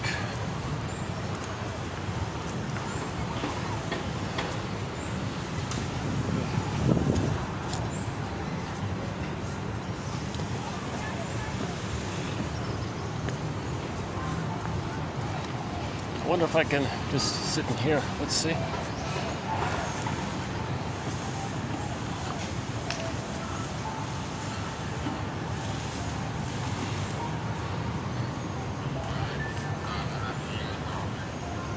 Maybe not.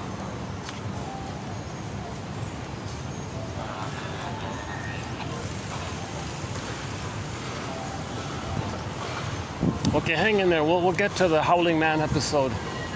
Sorry for the delay here.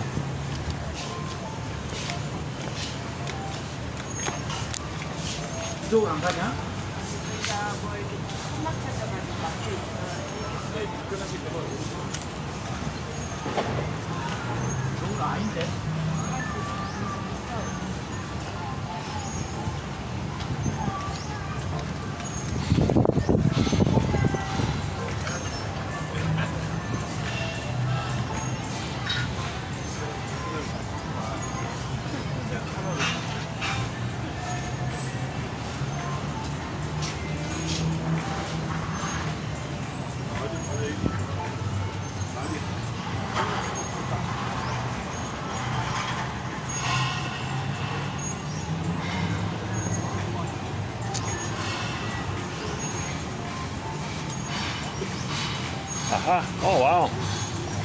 Oh, they're preparing for something in here. Look at that. Yeah. Cool.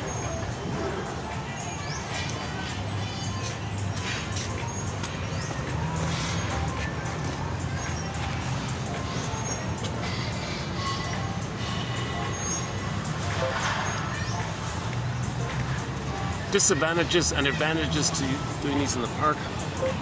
Gotta take the good with the bad, eh? Balance. It's not either or, sort of a both and kind of thing.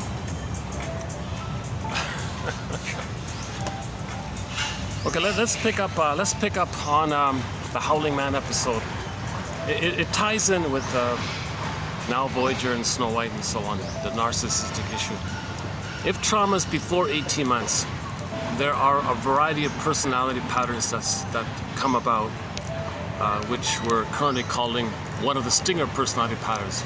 The bully pattern, Iago pattern, all the various narcissistic patterns, lower functioning BPD pattern, and a few others like that. The commonality is the Faustian deal.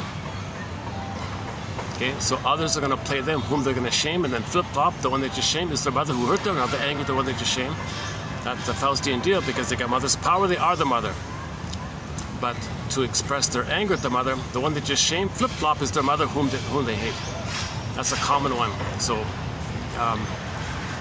the common quote-unquote emotions or affect is hate, greed, envy, grenvy, spite, vindictiveness, schadenfreude, grievance collecting. Bergler calls it injustice collecting.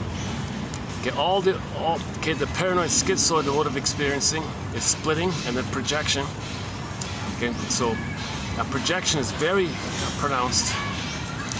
The splitting preserves the bond to the mother because you don't want to know the truth that your mother hurt you. So just engage in splitting thinking, jungle slogan thinking, either or thinking, adversarial thinking, oppositional thinking, black or white thinking. If that preserves your loyalty to the mother because you are her, and you are her because you want to mirror her, because you believe the big lie that if you mirror your mother, one day she'll feel seen and turn around and love you in return. Not going to work, no time machines, but you have that kind of hope, and you believe the big lie because no babies can know the truth. So, but at midlife, you update this kind of thing. You got to know this truth at midlife to get out of this curse kind of thing. So since there's no beingness, the narcissistic identity is the main identity. So whatever they do, it's all narcissistic fueled. So if they don't get their narcissistic pride or image, if they don't get that, they feel a huge emptiness. The chasm, hugely sarcastic, hence they're angry like that, indifferent. So since there's no beingness, because of the chasm, they can't tell the truth. They can't make an I statement. They can't feel associate. They don't have a beingness for that stuff. So empathy, gratitude, love and affection, tenderness, generativity, caring about others, feeling for others, all that quote-unquote human side of being human, from the feeling stuff, they forget about that. They think they don't have, it's too strange for them. They never had it, they don't know what it is. They heard about it, they mock it. It's silly because they got to devalue it, because when they had it once upon a time, it was devalued in them. They become the devaluer. So if they see decency, they got to devalue it because their original decency was devalued by the mother, and in the Faustian deal, they become the envier, the devaluer. So to have a mother, they got to devalue and envy goodness, because that's what happened to them. So they feel narcissistic pride, schadenfreude, this perverse pleasure when you sell your soul. Now what happens? You repress your soul. So when you shame your soul, the mother shamed you. That's called repression. And when something's repressed, it's projected. It's projected. Now when you see it projected, that represses it. So when you believe it's out, then you keep repressing. The more you repress, the more you project. Okay, so this is okay. So this means you're loyal to the mother. See, mother, you shame me, I shame myself. I repress it and I project it onto others of me, and I shame them the way you shame me. Aren't you happy, mother? Oh, hold on a sec.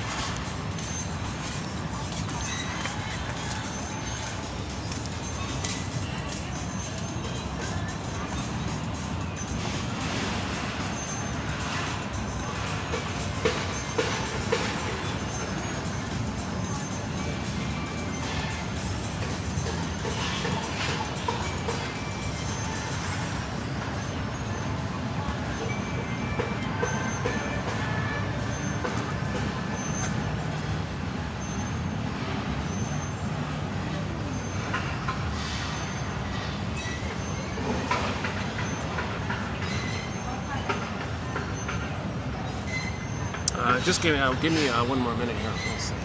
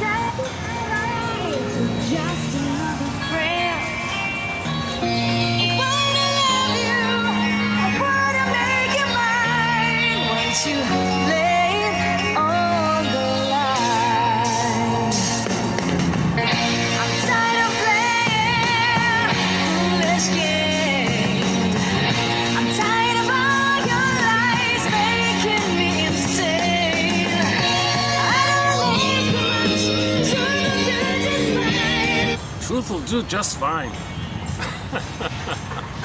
You cannot heal without the truth. You gotta call a spade a spade. You cannot heal if you lie to yourself. If you cover up for your mother, okay? You cover up the crime. You can't heal. You can only heal when you begin to feel the anger around what happened. Then you start, kind of thing. That's the point about Baba Yaga. She's sort of the guardian of this issue. So you can't BS nature like that. Yeah. So. Hold on a second. 1 minute here. Hold on a second. When people pass by, I don't want to get people in the camera.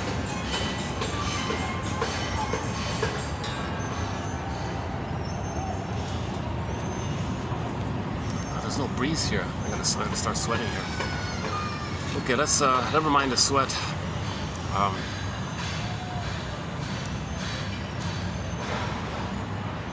Okay, let's just start over again here. So the Twilight Zone show was called a speculative fiction. Each episode was a self-contained short story, like a play, like on stage, like a play, like a theater play, a short story on a play, like on TV form. So you had an opening narration, and like the moral of the story came at the end, kind of thing, closing narration, and they got the play. It's a parable, it's a metaphor, okay, the fifth dimension. Okay, it's just some symbol to describe psychological dynamics, unknown dynamics, to make you think, to make you reflect. It's speculative fiction like that. It's the zone between the pit of your fears and the summit of your hopes, he said.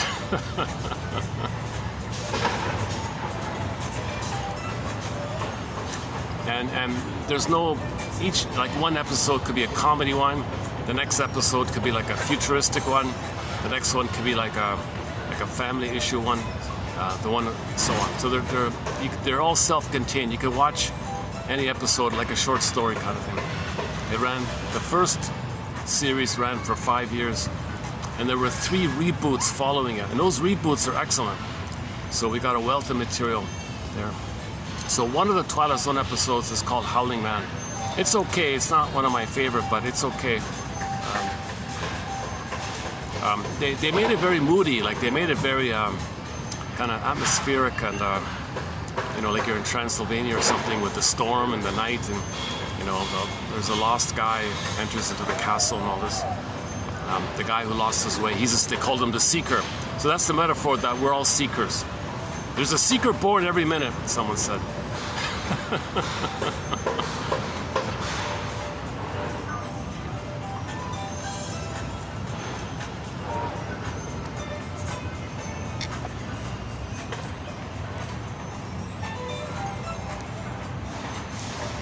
Let's focus on that. Let's focus on that idea, that there's a seeker born every minute. That refers to the innate drive for healing. Every minute somebody enters into midlife and they begin the midlife audit, the midlife examination period, the hero's journey, the seeker journey, called the second journey of midlife, where we recognize the pins in the collar and go on this journey, enter the Twilight Zone. The Twilight Zone just stands in for that unknownness of the midlife audit, the midlife examination period, where you face the unconscious. How do you symbolize the unconscious? Well, you use speculative science fiction kind of things, illusionary things, and just metaphor, parable, like that. So this is all parable, metaphor, symbolic. Symbols are pictures, they're not real, but they point to something invisible that's real. So Snow White's not like real, but it points to something invisible that's real. Having a sense of beingness, that's real. We don't really see it, so create a picture.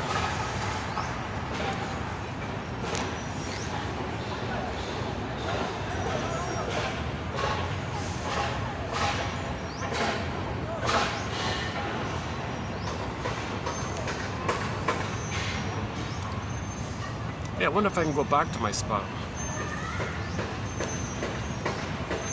Oh, chances are. Let's just tangle here then. Okay, I'm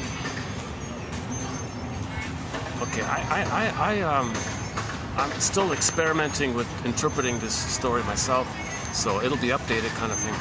But my current working hypothesis is as follows. So let's first of all describe the Howling Man episode, and then talk about the rebounding aggression locked in, and then the sideways, the release of it.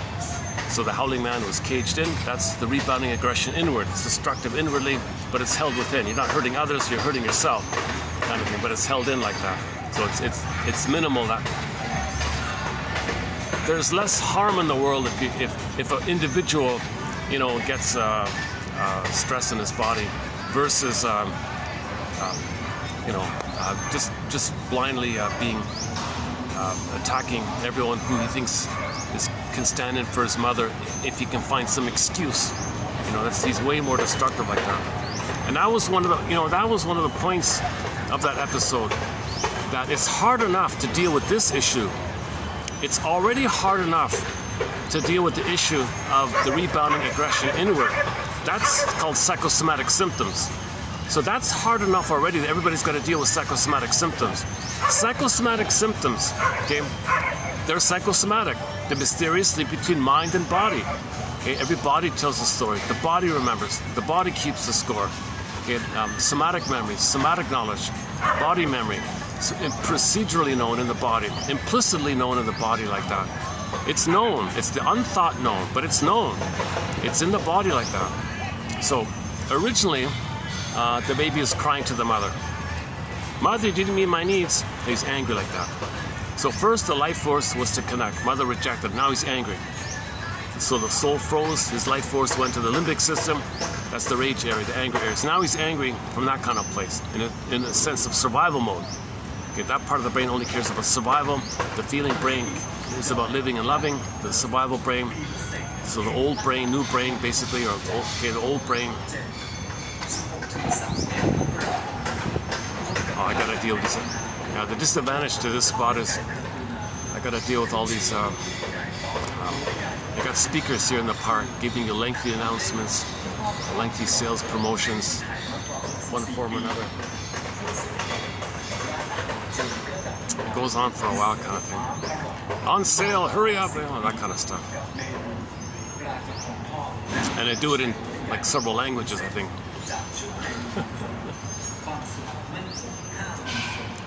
Let's see if we can find out what the event is about. Yeah.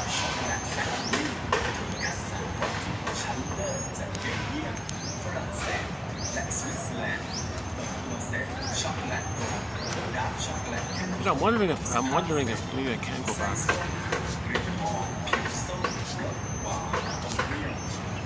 It'd be nice to get the breeze. Oh, there's the guy with the. There's a dog, and this guy has a dog. He's got the.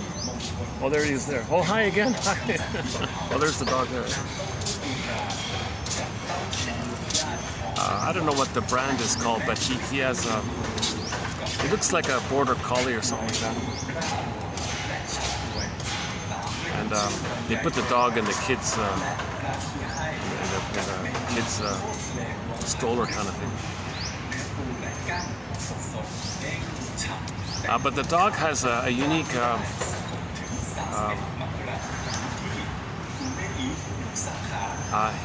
He looks like he's always happy for some reason. The dog looks like he's smiling and laughing all the time. He just has that natural appearance about him. Let's see if I can get him in the camera.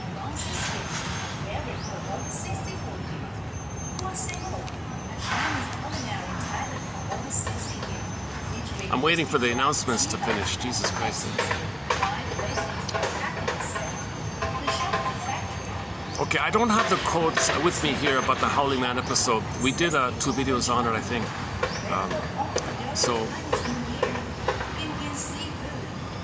So it starts off with there's a seeker. Okay, that means somebody at midlife. Somebody's trying to know himself. Somebody's trying to understand himself.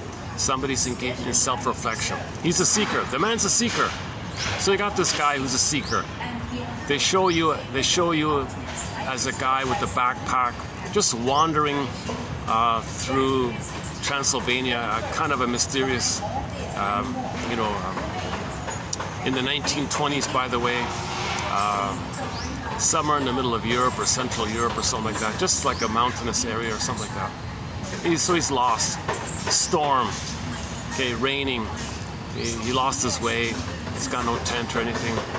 He sees a castle up ahead. He knocks on the door. Please, sir, I'm exhausted. Got no food. I'm thirsty. I'm really exhausted. Can I stay in your place until the next morning, kind of thing? Oh no, this is something very important's going on here. We can't interrupt anything here. Very serious, sir. You cannot stay here. The guy, at that point, he collapses. He faints or something because he's so tired. So they take care of him. So this castle was kind of like a monastery kind of place, a bunch of monks kind of thing. They put it like that. So the seeker wakes up, wanders around the castle, and sees a guy locked in a room or something. And the guy locked in the room appears to be a normal guy, just like the seeker. Hey, look, we're a lot alike here. Let me out here. These monks are crazy. This cult here, they're crazy. They locked me up over nothing. Really? What'd they do? Why? Oh, well, I was in the park, and it was a happy moment, and I gave my girlfriend a kiss or something in the public. They freaked out and locked me up or something. Well, that's absurd. They can't jail you for such a thing like that. Little thing like that. Yeah, you're right. Let me free. Come on, help me out here. Come on, help me out, man. Yeah, you're right. That's how could they do such a thing? So the seeker says to the head monk, "Hey, head monk, what's the deal here? This poor guy did nothing. He basically did nothing, and you're going to jail him up for this trivial little thing?" He says, "Okay, well, that's your problem. You judge a book by its cover way too easily. What are you talking about? That's not some innocent guy being wrongly accused of some trivial little thing. What do you mean? It's the guy with the horns." "The guy with the horns? Are you nuts?"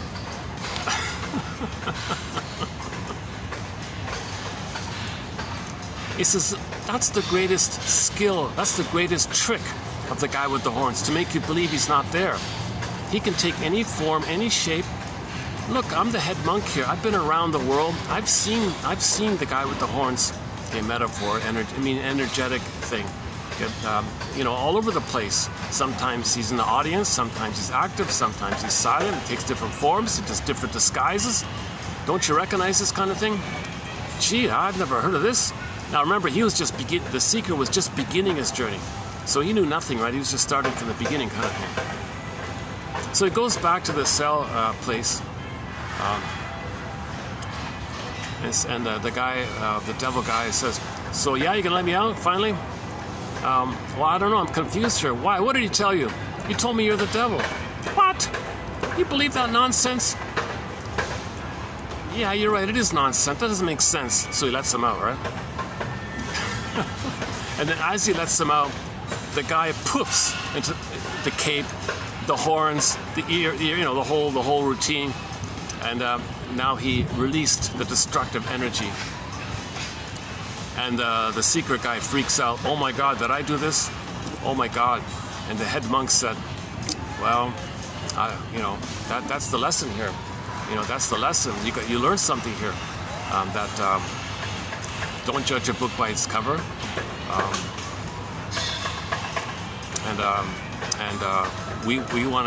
We want to contain that kind of thing and deal with that.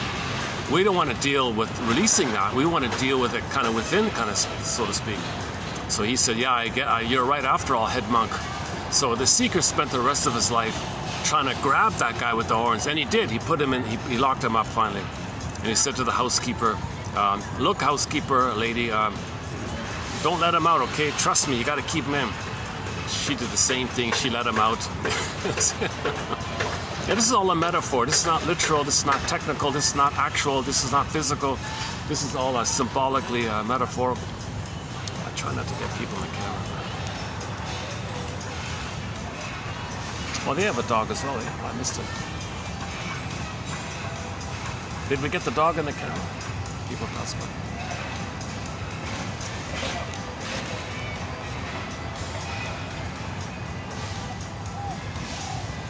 So treat the castle like a body, like a person with a body, right?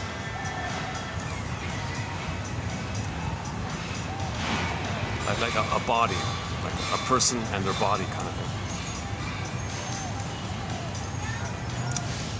and our rebounding rage at the mother is held within. Okay, so first of all,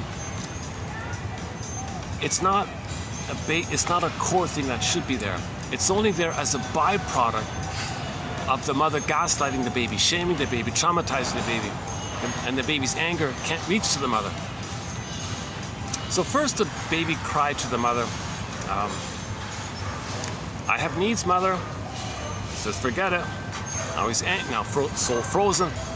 Okay, now he's into the old brain, survival brain. Now he's enraged, wanting to control the mother, angry at the mother, rage at the mother. Mother overpowers him. Where does the baby's anger go? Like a water in a river, it's got to go somewhere, so it rebounds inward. Now, so imagine the water hitting the wall like a bank there, and it's rushing inwardly. Light force is object seeking. The anger is always seeking the mother's attention. So it's a continuous rushing of the water, and it's always bouncing back on him. Okay, so this now it's destructive. The L-I-V-E becomes E-V-I-L, destructive. So the live, when you can't live, in its reverse, it's destructive. It's not an instinct, it's just the outcome that the person's angry, and in the anger, he wants to control the breast mother. But in his anger, he can't control the mother, so he enters into wild, desperate fantasies that he wants to devour the breast mother. He wants to gobble up so now he feels like a hungry wolf, thinking he can control and devour and gobble up. He's in the oral phase. Maybe he can control the breast and make the mother be a loving mother. So that's the desperate, panicked reaction or fantasy the baby has. If the mother's hurting him, baby wants to fight back and control her by gobbling her. A lot of traffic here today.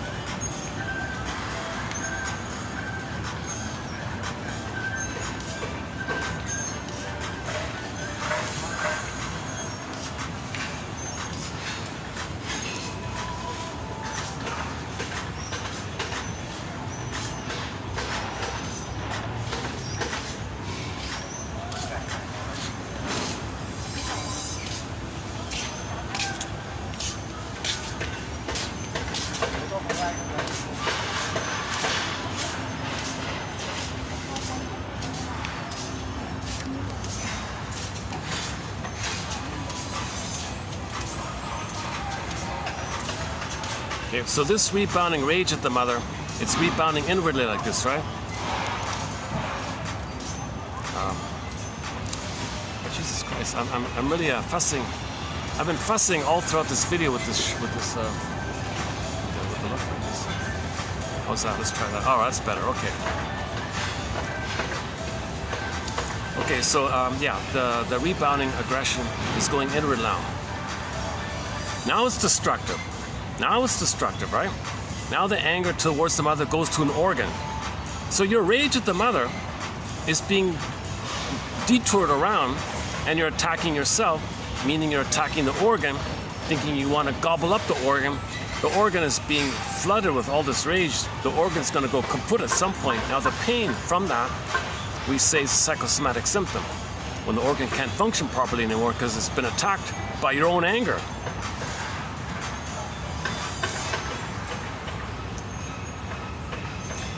Now, in the baby's mentation, it's pictorial, imaginal, no words, no vocabulary. It's all images. So the image, the picture in his brain of his anger at his mother is going to be the guy with the horns, the howling wolf, okay, Mr. Beli, fallen, a dark angel, fallen angel, okay, Satan, devil, okay, all these scary, really scary, destructive images. That's code for your rage at the mother. It's not real.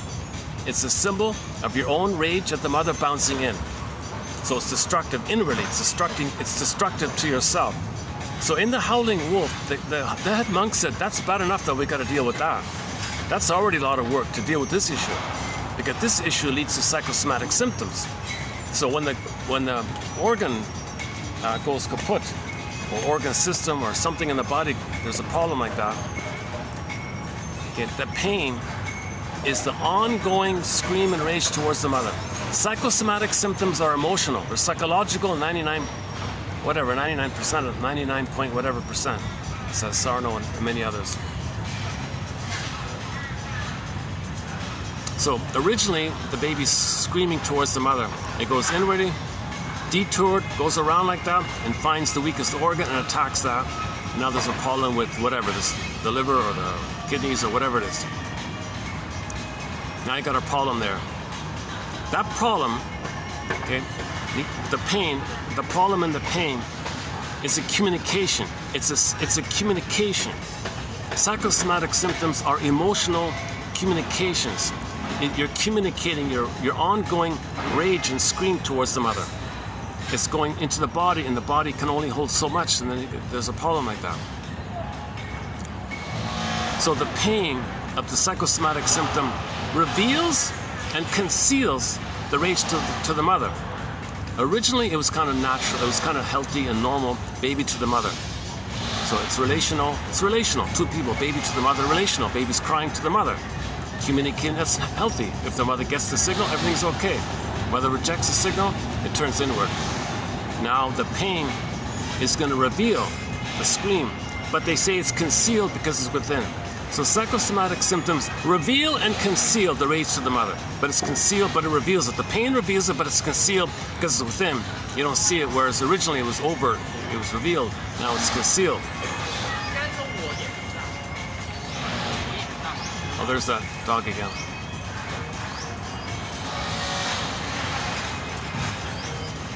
Can we get him in? He's also in the kids' well, that's two of them, huh? There's two couples here going around with baby carriages with dogs in them.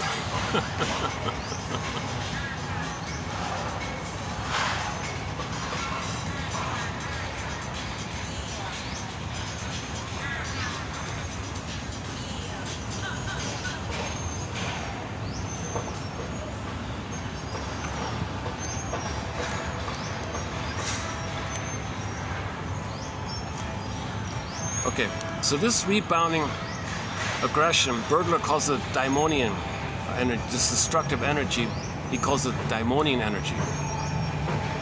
So that's why you got Diablos as a symbol for this, or spokesperson for this, or symbol for this destructive energy. So the guy with the horns is destructive, right? It's a symbol for destruction, right? The symbol of envy, hate, gobble up, greed, destroy, greed, gimme, come on mother, oral rage, oral greed, it's destructive. Oral rage and oral greed is destructive. This hungry wolf gobbling like this greed-like quality, obviously it's destructive. You're still coming from the memory, which is unresolved, where the baby is screaming at the mother, and mother said, leave me alone. And it's still going on, because that part of the brain doesn't know time, so all time is that time. So because of this unresolved issue, it's going to be transferred, and all of your days will be seen through that problem of yesterday.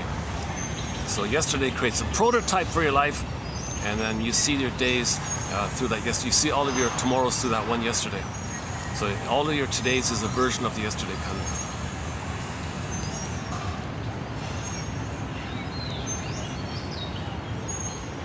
Hold a second.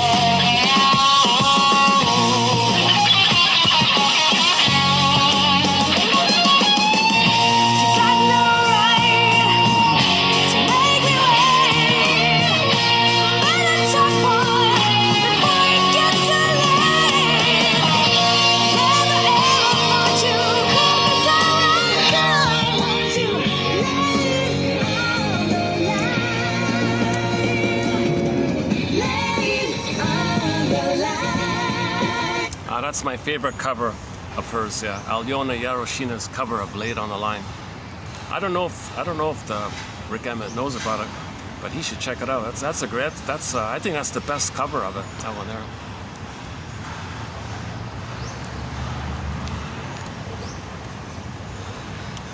Okay, so now I want to just quickly talk about the Forbidden Planet. It's a 3-hour discussion, but in the Forbidden Planet, it talked about monsters of the id. Id monsters. What's the id? The elementary basis of the unconscious. All your energy in the unconscious. So all your rage at your mother, it's in the unconscious. That rage is in picture form. It's going to be a monster. It could be the guy with the horns. In the film, it looked like the Tasmanian devil. Again, reference to the devil idea. Okay, so L-I-V-E, reversed E-V-I-L, spokesperson for that. Okay, so on. So in the Forbidden Planet, you got this planet in the sky. It's a mechanical machine planet. Hold on a sec. Let's let these people pass. Jeez, this bus today's a little awkward here. Hold on a sec.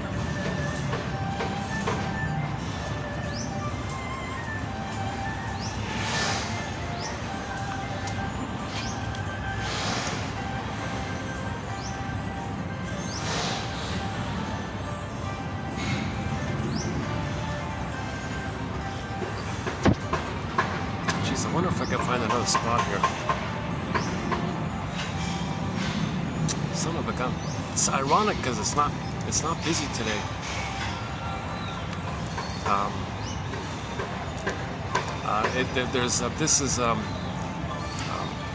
We're in the middle. The city I'm in is in the middle of an advisory mode of the air quality. It's not too great today.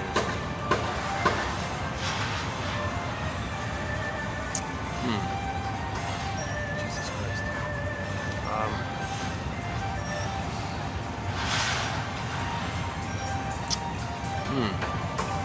Maybe let me just look around a bit. Hold on a second.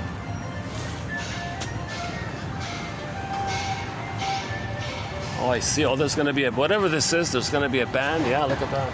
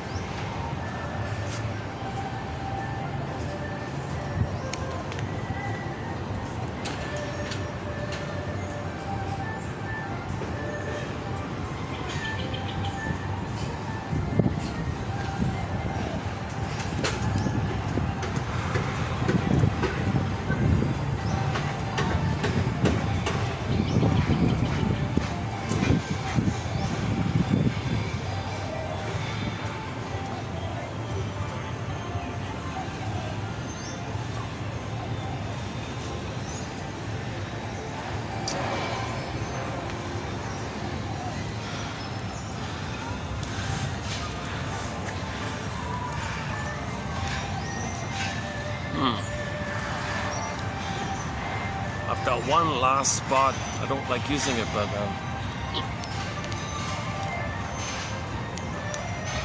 if I've got to move again, I'll go. I've got a third backup spot, so I try not to use that one. But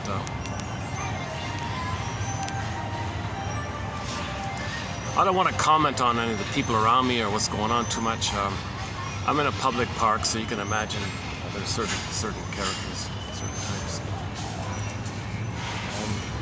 Okay, so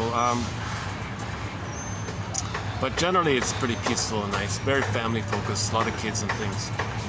So it's a nice family safe kind of place. But there's always a few, there's always a few. Okay, hold on a second. People who may have been scapegoated in their family. Some kids were maybe they were scapegoated in the family. So that might be a sign. Okay. So so part of the daimonian energy is some parents might scapegoat the children because she wants to blow off her anger onto the kid. He wants to blow off his anger at the mother onto the kid. So she does it to the. So they get together to have a kid to hate. So she has rebounding aggression for her mother, puts it onto the kid. He has rebounding aggression onto the mother, he puts it onto the kid. So those two get together to have a kid to do that. So that kid's scapegoated by this. So you can imagine the outcome upon that kid if that happens, right? He's not seen as a person for his rights and all that. He's being dumped on and scapegoated like this. Now he feels narcissistic pride, he feels really important that he can keep his parents together. He feels really important that he can, he feels very inflated that little him can keep his parents together. So he feels very important like this. At the same time, what he might do is have a fantasy that the only way to get some kind of relief from his parents is if he becomes Iago-like. Iago is he spreads rumors against others against themselves. The scapegoated kid maybe had the idea he wished his father and mother would be against themselves. They would face their problems, stop blaming him. They would look into each other and address their issues with themselves. They go to therapy and stop using him for that. Stop dumping on him. So his natural pushback on the parents would be, come on, father, you got a problem, take it up with her. Come on, mother, you got a problem, take it up with him. If that doesn't work, we'll take it up with your parents. Don't put it on to me. So the Iago, the positive intention of Iago is, Iago is very destructive, but from the childlike point of view, his fantasy pushback would be if the father and the mother would fight against themselves, he'd get some relief. He'd get some relief like that. Now, if that's unresolved, he can go through his whole life pitting people against themselves, symbolically trying to master what didn't take place. It doesn't work. The present isn't the past, it's neurotic. So he's doing that to know his wish that he had with his parents. He wished as a child he could have had his father and mother confront themselves, but he doesn't remember it. So he creates it in the present, gets others against themselves by spreading the rumors. That's code for him to know. That's what he tried to do or wished he could have done back then. So that present is a reflection of the memory, the inner state. Okay, we don't remember, so we repeat to know the inner state. So he doesn't remember this issue, so he recreates it in the present again and again and again. He can do it his whole life. The idea is to make the inference. The idea is to interpret it. The idea is to analyze it, shrink it, kind of thing. So this, for more on this point, there's one episode of the Gidget show where she says that the sister and her brother-in-law would focus on her so they wouldn't fight amongst themselves. She said, they should thank me for this. But the more blunt one is the comic psychoanalysis with Freddie. So I highly recommend the comic. There's a comic called Psychoanalysis. 1955, that's the heyday of the psychoanalysis, sort of the peak time of interest. In the comic Psychoanalysis, Freddie was being scapegoated by his parents. That one out. So let's go back to the rebounding aggression. Bergler calls it daimonian energy. Destructive energy, daimonian. So the guy for it is Diabolus or something. The guy with the horns. And in that episode, they had a list of names in folklore, in literature, of all around the world, of storytellers creating a symbol to be code for your anger at your mother. So the devil is code for your anger at the mother. Put it that way. To put it blunt and simple, the guy with the horns, okay, Lucifer, fallen angel, dark angel, Diablos, devil, Satan, Jesus Christ. I hate saying these names. And in the Howling Man episode, they added some other ones. Let's see if I can take it up here. One is Beli or something.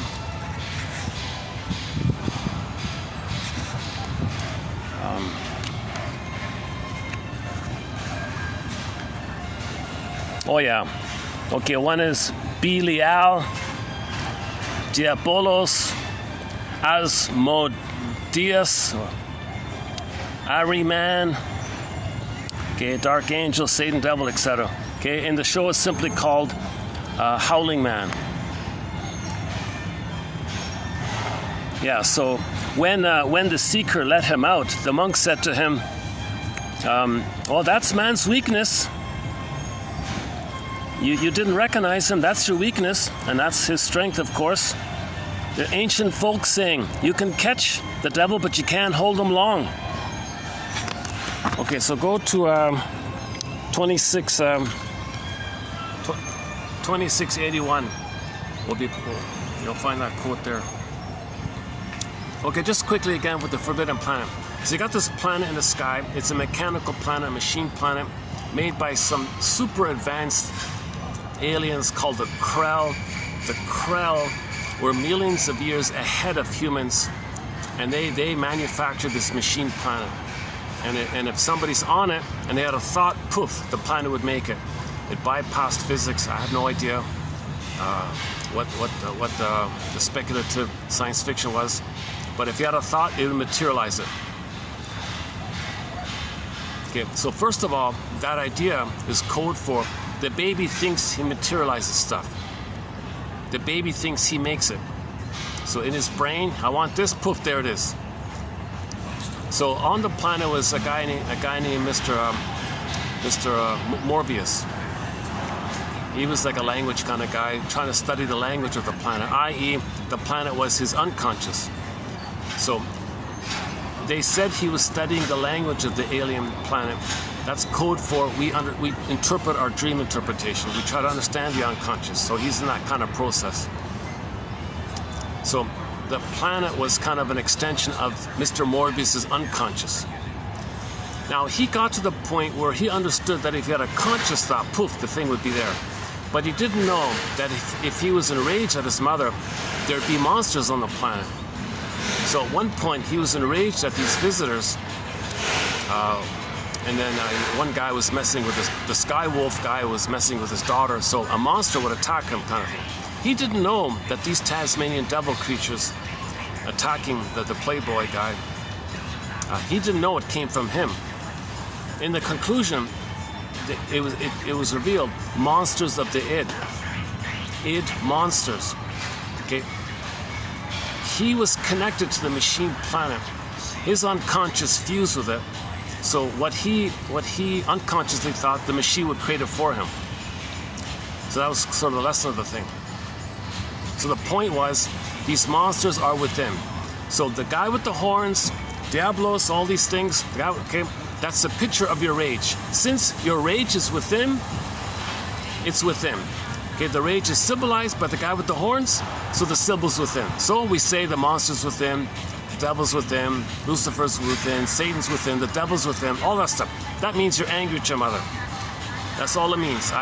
No one says it so bluntly. No, I haven't heard anybody say it so simply and bluntly. I feel awkward saying it like that, but I think a lot of people are trying to say it in a very diplomatic, roundabout way. It's kind of tiring. Why don't we just grow up and face the truth, kind of thing. Our mother failed us. She was the greatest hurt of all. Mother failed me. She was impaired. She was wounded. She was traumatized. She never got her needs met. So she didn't have the ability to love. So that's the baby. Any baby, as an outcome, any baby born to an impaired mother is going to be enraged. And in their brain is going to be a guy with the horns image. So the guy with the horns image, or any kind of frightening image, it can take thousands, tens of thousands, it can take a million forms. All it is got to be a creature that's enraged and destructive. You can ask any person on the planet, take a piece of paper, draw some entity that's enraged and is destructive. Everyone's going to draw some variation of it. Why it's the guy with the horns, I'm not fully sure. Maybe the baby condensed the breast and mother's fiery eyes. So he projected his rage, thought mother was enraged. So maybe the horns are actually the baby's anger seen in mother's eyes. Or mother was angry and baby saw mother's angry. So the storytellers would put some like fiery flames on the breast. So you got a breast and fiery flames. Maybe that's the origin of it all. And over time in the storytelling tradition, you'd say you have a character with horns. It turned into horns or something. Why didn't they just keep the fiery flames? Why wouldn't it be a circle with little flames sticking across? And that way we know it's rage and shame and all that.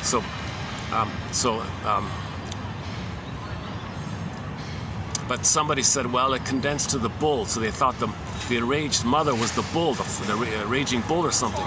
The bull had horns, so then they used the horns instead of the fire. I don't know how it came about over the over the thousands of years of storytelling, how it got refined and fine-tuned, like water filtering through the mountain, sifting through the rocks and all that. It takes 10,000 years for these stories, for these fairy tales to kind of settle into something we all kind of get, kind of thing. So we've been telling these stories for a long time, and it's the same stuff, same patterns, same motifs, same images, same message. All these fairy tales. You could take a fairy tale from the South Pole, from the North Pole. It's the same kind of stuff, you know. And every place in between, same kind of imagery, same kind of stuff. One shrink went to an igloo or something, and with the translator learned their stories and said, oh my God, that's the exact same concerns and themes that his billionaire clients were facing in his consulting room. Same stuff. We all have the same body, same like organs, same structure. We all have the same structure of the body, kind of thing. So our psychology is the same, the brain's the same. So there's a variety of ways we cope with trauma, various patterns. I don't like to use just patterns. We just have patterns.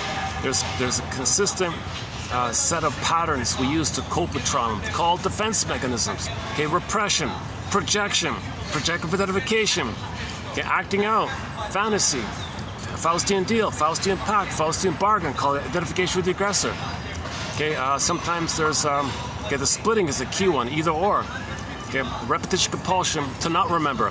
At the same time, you're trying to remember, but you repeat to not remember. Then it's a defense. If you repeat to not remember, then it's a defense. Symbolic acting out. Look for something symbolic of mother, thinking that could be mother. Okay, not know the truth that pain is mother. So you blame something else like smoking and drinking. That's the problem. To cloak and camouflage and protect the truth. So you can't handle the truth. So you blame something else. That's called confession to a lesser crime, so-called rescue station. One of Bergler's things. So you use defense mechanisms to make you unaware about other defense mechanisms. So we gotta notice these, and these are all like patterns. There's a few dozen of them, kind of thing.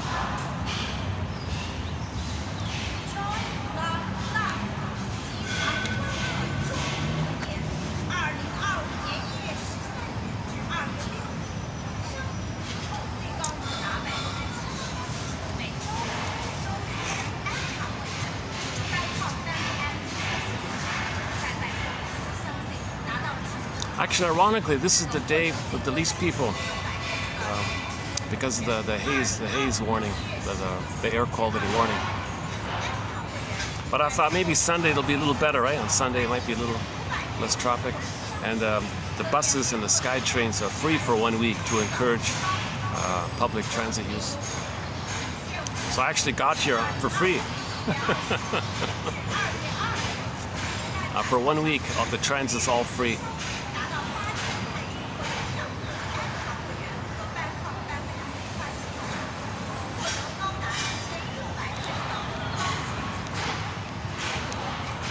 If you had more transit and you kept it free, I'm sure the air quality would probably get better, obviously. I don't know. Okay, I don't want to comment on current things too much. So, I'm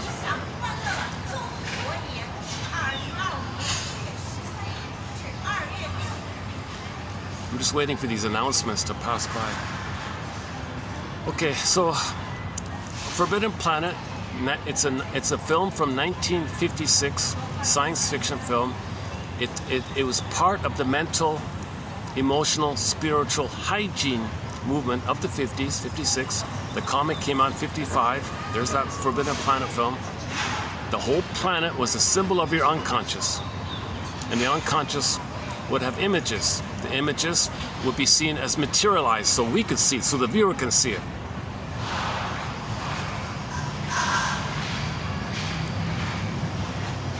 Okay, so Mr. Morbius is angered his mother would go around and be angry at someone else he's angry at. So he didn't know that he'd be enraged at the Sky Wolf guy and have such violent thoughts towards him. That's towards the mother.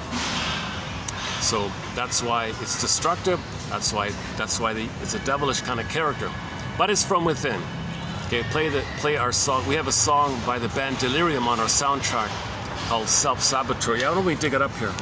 Let's play. It's always good to play that song. So listen to the lyrics to Self-Saboteur by the band Delirium. Can't you see? Can't you see? Can't you see? The monsters, these images, it's within. See, when you project, you say it's out.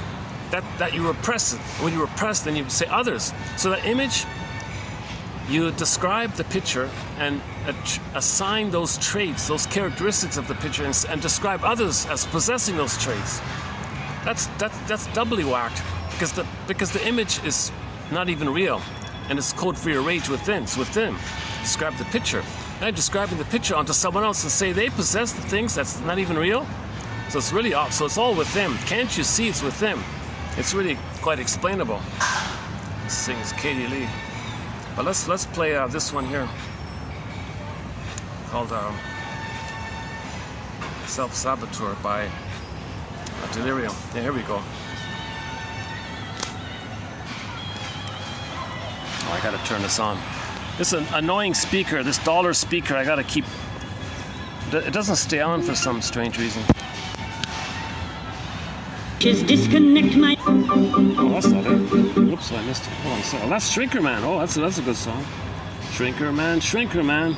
Wise me up if you can. Okay, Self-Saboteur by Delirium.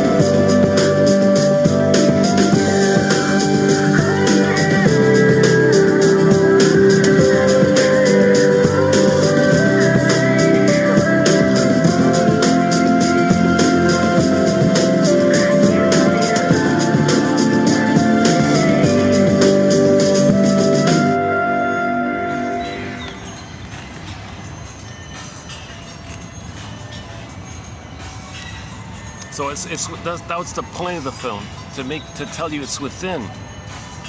That these fantasies that somebody's dangerous, that's code that you're angry at your mother. So when you say others are dangerous, often, maybe not always, but often, the first thing, chances are, what's really going on is you're still enraged at your mother. You have unprocessed trauma, unprocessed, unassimilated, unlooked at, unrecognized trauma.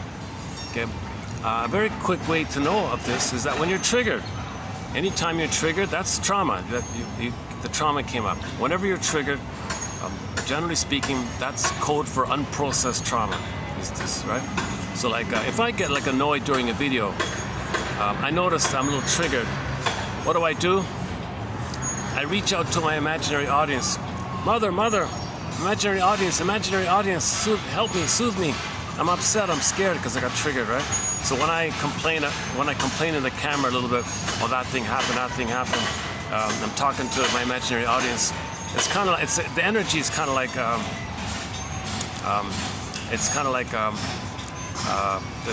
the crying baby looking for soothing and help or comfort like that. So that's why when I did the video in the blue room, I wasn't triggered. It was nice and peaceful. I was alone like that. I was safe and alone, no triggers. So I could focus on the content, and I could get more material in, and I wouldn't go on these these sort of like side issues where I got triggered, and I'm in my veiled appeals or my complaints. Would you like some cheese with your wine? So whining is like you're angry like that. Whining is kind of anger, right? So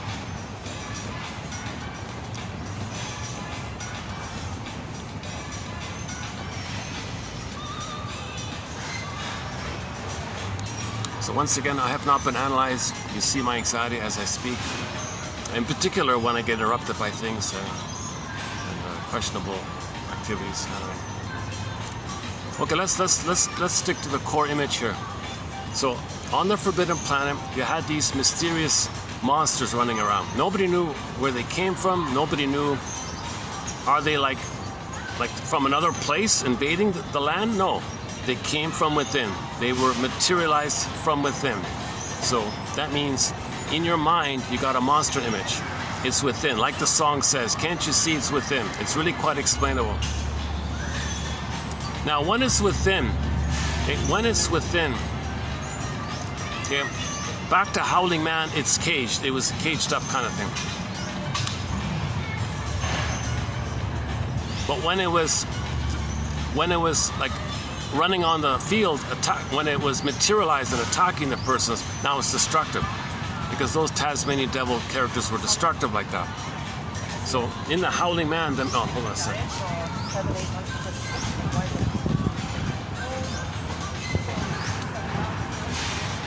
It used to be there wasn't much traffic on this part here. Suddenly there's more traffic here. Recently there's increase in traffic here. Okay. So in the Howling Man, the key image. Oh, let me finish the story. So the Seeker is lost, 1920 something. Mysterious, kind of unknown, Transylvania, who knows? Mysterious, misty, ancient medieval castle, whatever, run by this so-called cult or monks or monastery. We don't know what they are. So the Seeker gets in, and the head monk says, "No, please leave." But he collapsed, so they took care of him, so he stayed in, and he met the guy in the caged up guy. Now, he wasn't really caged up, right? There was just a loose, thin piece of wood across the door. He could easily lift it. That's code for it's all symbolic stuff. It's not a real thing. So when the Seeker interviewed the guy with the horns, he didn't recognize him. So we don't recognize our own anger. We don't recognize our own rage at the mother. We don't know the truth. We don't recognize it. So it's veiled over, takes disguises, excuses. So that's what was going on like that. So the image is, okay, oops, hold on a second.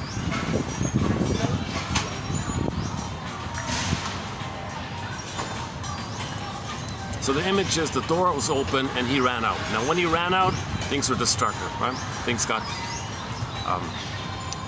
there were outer destructive things on the outside kind of thing. So then he was brought in, released again, brought in, released again, and the head monk was saying, you know, we don't want it released. We want to keep it in and analyze it, process it, figure it out, because if it's too much and we don't, then it gets released kind of thing.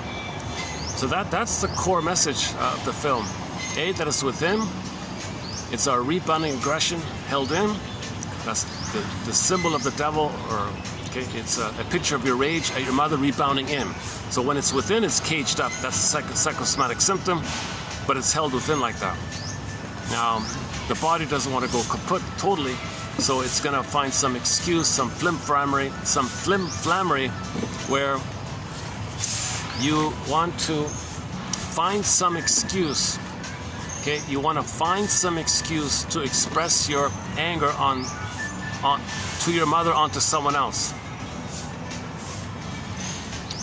Now, the plundering and pillaging system that we've been in for the past 6,000 years, according to Star Trek, or 10,000 years, according to other ones, is that this psychology is needed to pillage and plunder. You need prejudice, you need scapegoating.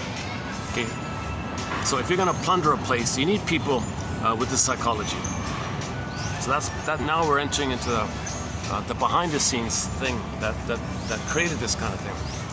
So it's not just about the flying monkeys. It's about people who are more traumatized, who use flying monkeys as proxies for their broader issue of their greed and ennui, and to see things destructive. So flying monkeys are destructive. Okay, pillaging is greed and destructive, but it's about destruction. But the greed, the flying monkeys do the greed part, but the behind the scenes, the envy part. So it's grenvy. Okay, so it's a two thing. The flying monkeys do the greed, and the behind the scenes is the envy, hatred of the good. So you put it together, it's called grenvy. So in other words, the wicked queen, okay, in The Wizard of Oz, the wicked queen is destructive.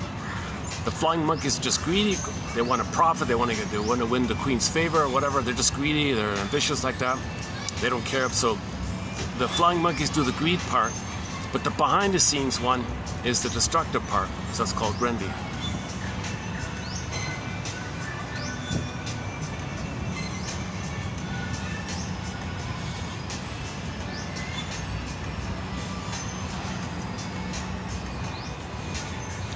Where are we here?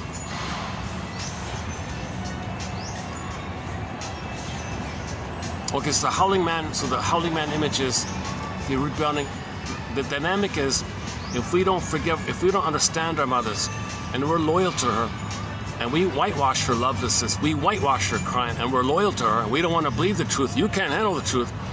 Then the rebounding, then the truth, your rage at the mother, which you don't want to face. The monster's within. It's all within, like the song. Okay, Forbidden Planet, it's within, your rage is within, okay? And people don't want to know, rage at what? I'm not angry. What are you talking about? What do you mean I'm angry? Do you have prejudice? Oh, yeah, that's your anger. You just disperse. But you don't believe it because your beliefs repress. False beliefs, made up, okay. Beliefs, period, repress the pain, usually. So whatever you believe, it's going to repress the pain. Most beliefs repress the pain. The reality is we're, okay, like Katja Epstein sings, Diese Welt, Earth family, one family. We all came from one hominid, Homo botuensis, according to Forbidden Planet, 200,000 years ago. 200,000 years ago, we grew the cortex and we became Homo sapien. Then we spread around, and then roughly 10,000 years ago or 6,000 years ago, we accidentally traumatized ourselves and became Homo traumicus. But we're still the Homo sapien. We're Homo sapien traumicus. So we lost our way. Enter Star Trek's episode Requiem for Methuselah. Okay, the forlorn song that we lost our soul for the past 6,000 to 10,000 years. And the added element is we didn't get the oneness with the mother. We didn't get the blissful time with the mother. So in the Star Trek episode Requiem for Methuselah, which is a tribute and follow-up and tag on to Forbidden Planet, Okay, Requiem for Methuselah. Okay, same kind of stuff. Okay, you had Morbius on the planet. Okay, in Star Trek, you had the 6,000-year-old man on the planet. Okay, and when the 6,000-year-old man was angry, okay, there'd be a monster robot attacking, and he didn't know it came from with him. So the monsters of the id was also shown in Star Trek when that robot attacked Kirk or something, or whatever it was. I forgot. Yeah, it attacked Kirk. Because Kirk came on the scene, saw Mr. 6,000-year-old man's perfect robot woman. So the 6,000-year-old man was on the planet. He represented people, mankind, right? For the past 6,000 years in our traumatized state. So he represented us in our traumatized state. Now, he played famous people throughout the 6,000 years. So he took all of the knowledge of all the smartest people for the past 6,000 years, and we find him in his current mode, building an android robot woman to be the perfect woman, the most perfect woman. He was trying to create the perfect woman, i.e. the mother. So he wanted this robot to understand him, to see him, to soothe him, to read his thoughts, meet his needs, be one with him, be 24/7, unconditional acceptance, unconditional approval, unconditional love. He tried to create a robot that would do what the mother should have done. He never got it. So he was in the process of creating this perfect woman thing with the robot. She wasn't human, of course, but he was working on it. When the Kirk guy arrived, okay, played the song, Just One Look. That's all it took. Oh, just one look. Kirk saw her and spellbound. Love at first sight. Flash. He had instant spellbound. He had a fusion. He thought he got the oneness in his psychic structure, the missing oneness. There's the oneness. So he was looking for the missing oneness. He never got the missing oneness. So Kirk said, she's mine. And the 6,000-year-old man said, what are you talking about? I've been building her for the past 6,000 years. I don't care. She's mine. And the two guys were fighting, and like an actual fighting over this woman, this robot woman. And the side comment was the eternal love triangle. The eternal love triangle, called the basic fault. Okay, one term for it is the basic fault, or the pre-Oedipal complex. There's no triangle because they didn't get mother's love to really express themselves in a productive way in the world. Because in Star Trek, they were plundering the place. They were still pillagers, right? Looking for mother. So Kirk found mother, the perfect robot. He thought that was the perfect woman. So there is no Oedipal issue. It's all pre-Oedipal, called the basic fault. The only time something is considered Oedipal is if you don't need mother, but you never got any kind of guidance to express yourself, and you're looking for support to express yourself. That might be like the third issue. But I'm the three-person psychology. So baby, mother, two-person, two-body, right? And then you leave the mother, then to the father, but the father can't do what the mother should have done. But if the child turns to the father to do what the mother should have done, you're still in that pre-Oedipal or basic fault issue. It's not Oedipal. Okay? It's not a three-person thing where the father leads you into the world to express yourself into the world. But if there's a problem with the mother and you transfer that problem onto the father, Father, please do what the mother should have done. He can't. He cannot. It's impossible. The best thing he can do is, protect you from the abuse of mother, maybe give you some hope and some knowledge like that, but he can't actually do what the mother should have done. It's past our critical time anyways. The mother's supposed to maintain a continuity of uterus to the extended uterus on her belly. The father can't. The baby didn't come from the father's belly. Come on, the father can't do what the mother should have done. And the nursing was done with the mother. That's all failed. The father can't do that.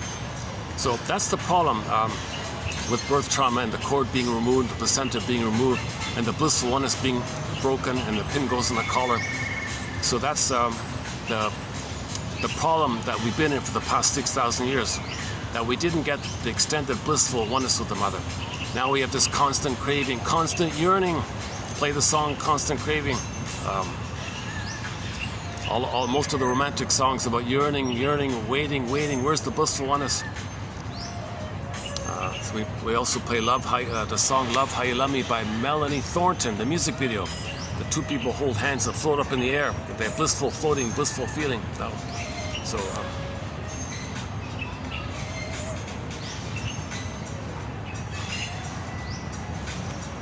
So recently we used the phrase basic, Mr. Balance phrase, the basic fault. Because if you say pre-Oedipal, it implies that if you say Oedipal, then the pre-Oedipal is resolved. No, the Oedipal is still the pre-Oedipal. If there is an Oedipal, it's still the pre-Oedipal. The only rare exception is maybe somebody just needs a little coaching and they can be successful and they're off the way they are. That's considered Oedipal issue. Where if you read a self-help book and you're fine, then okay, that's very rare. Most people read self-help books. It never worked. It doesn't work because people are looking to deal with the mourning of not getting the oneness. They got the basic fault. Self-help books don't address the basic fault. So we keep cranking out these self-help books because we're still looking for mother. But it fails, mother fails, mother fails, so publish the self-help fail. That's a repetition. Mother failed. Mother failed us, so the books fail us. Mother failed us, so we repeat. So the huge demand for books to fail us so we can know mother failed us. We repeat in an attempt to remember. If you use a self-help book thinking it's going to be like mother's love and all that, it's going to fail you. Well, that's to know that you were failed by the mother. So there's a huge demand to be rejected, to know that you were rejected. Huge demand for slot machines to be allured and rejected. Allured, promising, enticing, win your money, put your cope in, click, click, click, oh, disappointed. A huge allure for slot machines because we're trying to remember that we were once upon a time allured by the mother and rejected. We don't remember this, so we're trying to remember this. So we look for ways to be allured and rejected. So you're allured by the cookies, rejected. You're allured by the beer or wine, you're rejected. You're allured by something that promises you money and you're rejected. So we're trying to remember.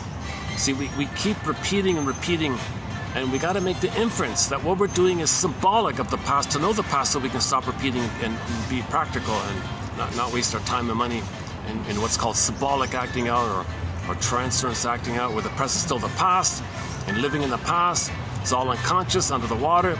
You don't got the Jane mind, you don't got the arc, the conscious ego, the adult ego, so you're operating under the water is unconscious. So the memories of the unconscious. So to be conscious, you got to build the adult ego. That's called the arc mind, the Jane mind.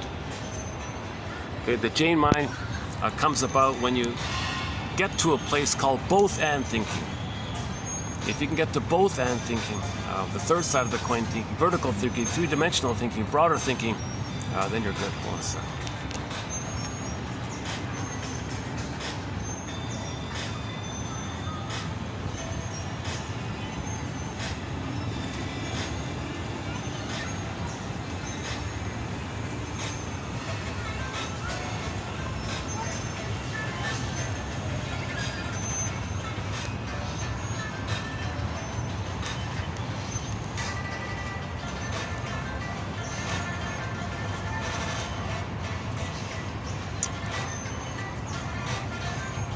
Oh, nice to meet you. Oh, that's good. Oh, I love the music in the background. Oh, that's great.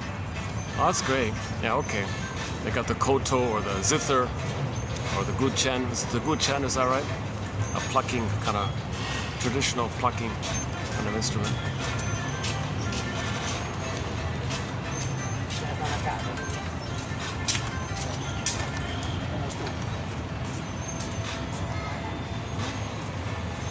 Yeah, that's a good one. That's pretty good. That's pretty good. Dun dun dun dun.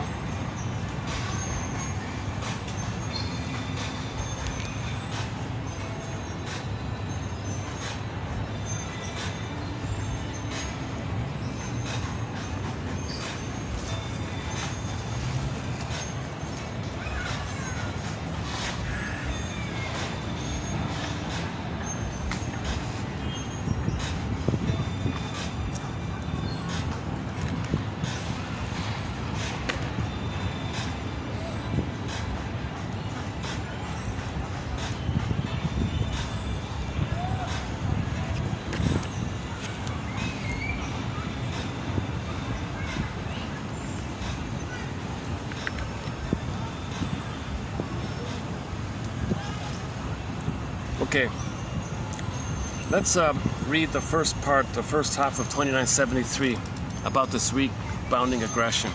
So remember, it's a metapsychological prop to say eros thanatos. There is no instinct like this. Hate is not a basic thing. It's the hate is an expression that mother failed you and hurt you. That hate comes. It's not. You weren't born to hate like that. Hate's not the basic thing. Hate's not like natural. Some problem took place. Every baby expects to be loved and have his beingness, express his gifts, and we're all better off. He shines his light, and he's reasonable, and he's mature like that, and he can be curious that if others are crying for love, he can wonder how it's coded, that how people's cry for love is very coded. So he can wonder about that. So he knows everything's love or a cry for love, that we're all one family, things like that. Okay, let's read a bit of this. Okay, it opens up, Bergler opens up with Mark Twain. Every man is a suffering machine and a happiness machine combined. Okay, this is Mark Twain talking. Every man is a suffering machine and a happiness machine combined. Sometimes a man's makeup and disposition are such that his misery machine is able to do nearly all the business.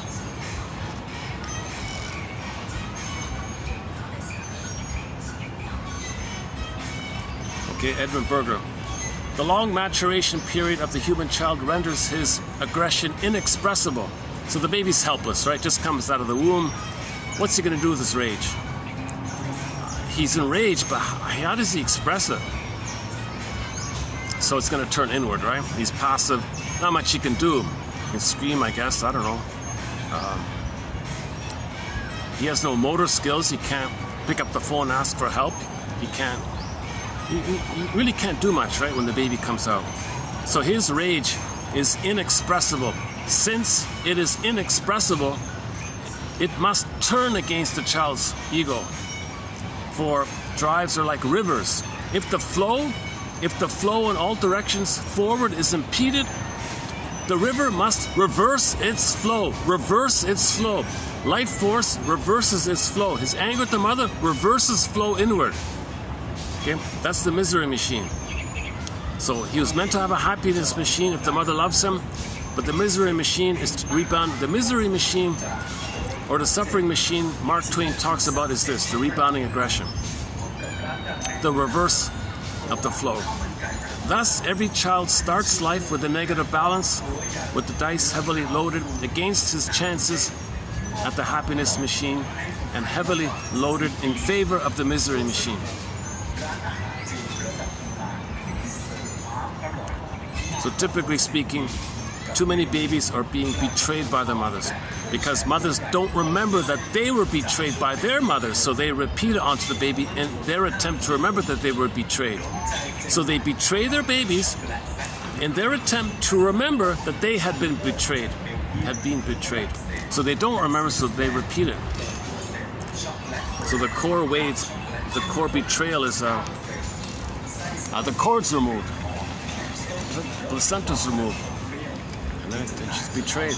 What mother would allow that to happen?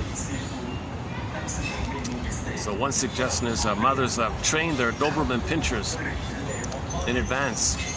Bring the dog to the room, to the delivery room, and such, so that the dog knows that if somebody's going to remove the cord, the dog can charge at him.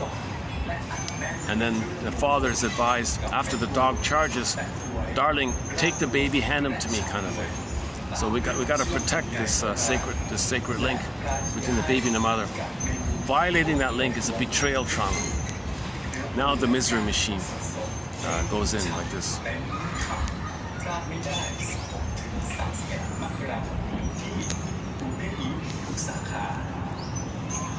So the theory of duality of instincts is merely a helpful metapsychological prop. So this eros thanatos, okay, is merely a meta-psychological prop. It's a prop, like a teaching aid. That's all. It's not a real thing. It's just a teaching aid. Like a teacher wants to help you understand something, so you might tell a joke. It's just a way to help you learn. It's just a prop. It's not an actual thing.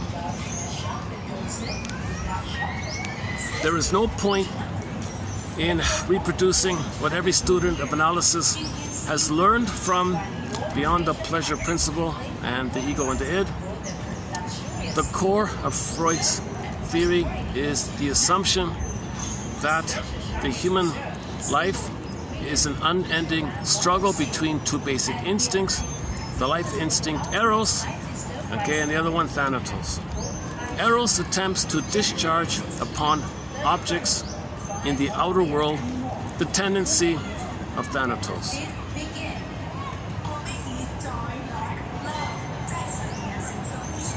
Okay, which is originally turned inward upon the individual himself. What becomes manifest as this destructiveness is generally the Eros altering direction. So when the Eros, the life force, alters its direction and becomes anger and rebounds in and goes out, then it's destructive. Guided by Eros, the destructive part, it rages outward toward the inward. Oh, instead of the inward. Oh, so the rebounding aggression, it's inward, but then it's redirected outward. Its redirection toward the individual himself.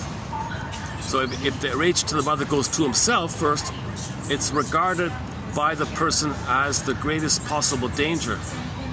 So look at that, eh? So we're in a situation where this anger at our mother's attacking us in, and we got to find a way to divert his energy onto the third. Okay? If we imagine two giants fighting with each other, with the first trying to attack the second, okay, so your rebounding rage to the mother is attacking you. That's the giant, right? While you, the second, attempts to divert this energy of the giant towards a third party. Okay, the third party. That's the scapegoating one.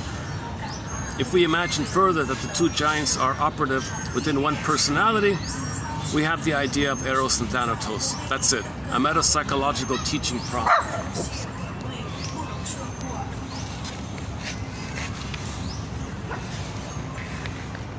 Oh, they're just doing laps or something. Okay, that daemonian, that accumulation of rebounding aggression within the person. Each one of us becomes the victim of his own Frankenstein. Each one of us becomes the victim of his own Frankenstein. We created it. It's like a monster we created. So we created this rebounding aggression. It's kind of like we created this Frankenstein. And we're a victim of this Frankenstein, this monster.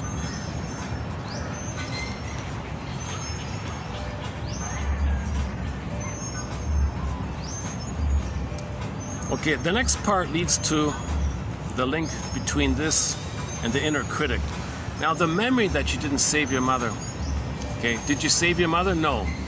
That's the superego or the inner critic.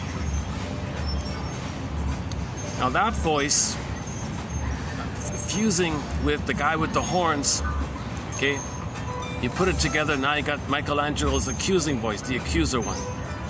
So you're always guilty, right? So there's a memory that the child believed it was his responsibility, it was his due, it was his job, it was his obligation, not to receive mother's love, no, to fix the mother, to cure the mother, to heal the mother. He can't do it. The memory voice, did you save the mother? No, guilty. So you try to be happy. You want to be happy? Wait a minute. How can you be happy? You never got mother's love.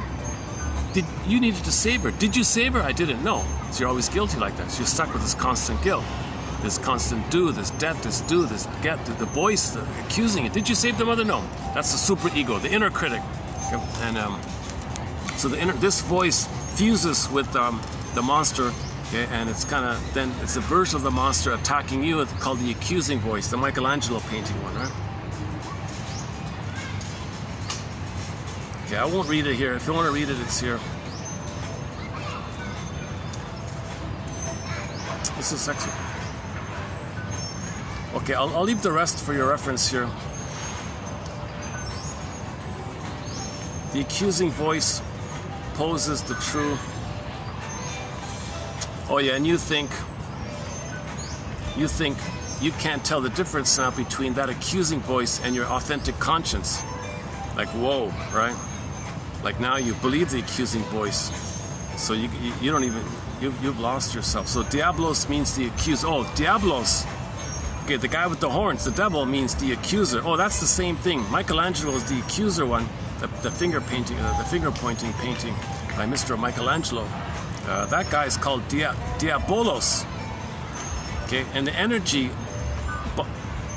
he's made up of the energy of the daimonian energy, i.e. the rebounding aggression.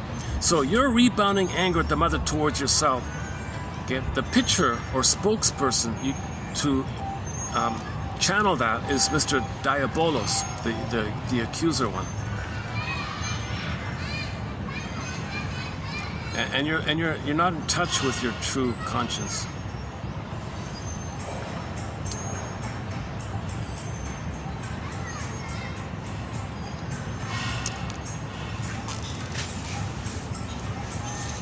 Should we do it or not? Let's see. I think we're covering too many ideas here. Okay, let's leave the inner critic idea aside for the moment. Maybe I'll come back to it later.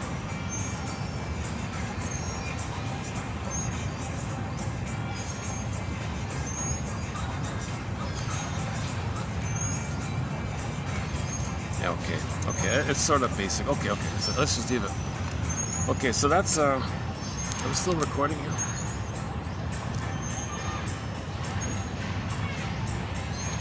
Let's see, what time is it? The battery's only at 40%. So I've only got about an hour left. Yeah, I tried to get an early start today. It's only 4:15 now, right? What is it? 4:15?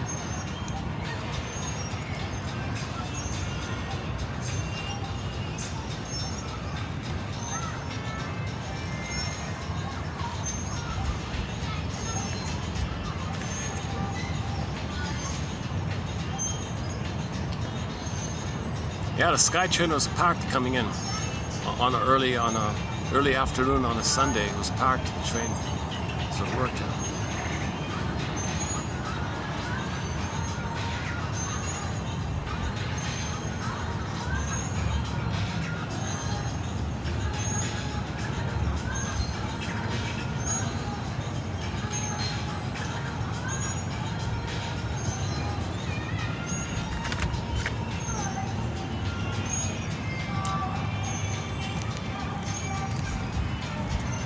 Okay, now the third part is I want to do the Gidget show. To my surprise, it's really frivolous, just bubblegum kind of fun stuff. But to my surprise, on occasion they slip in a little psychology in it, because the brother-in-law is studying to be a psychologist. So they would poke fun. They would often poke fun at him. They would call him. So, Sigmund Freud,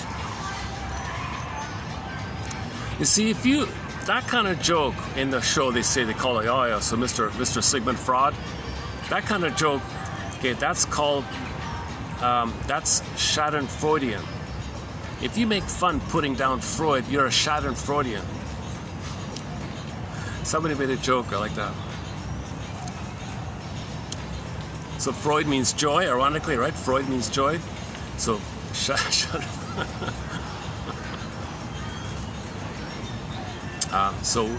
we need to shift towards the healthy thing is Freude. Joy at other people's joy. Joy at other people's success. Mothers need to have Freude for their children. Pleasure and delight at their child's growing autonomy, growing initiative, growing happiness, growing self-activation. Their budding beauty, their emerging self, their being who they're meant to be. Mothers are meant to take joy in that. That's called Freudenfreude. But some mothers have Schadenfreude because it wasn't accepted in them. To have a mother, they got to squelch it in their child. That's Schadenfreude. And if you mock Freud, you're a Schadenfreudian. Sigmund Freud. Actually, it's the English translation that's the fraud. from the overall point of view, in German, it was helpful, more helpful than nonsensical. But when you translate it to English, it's way more nonsensical than helpful. So you gotta think about it in its original German.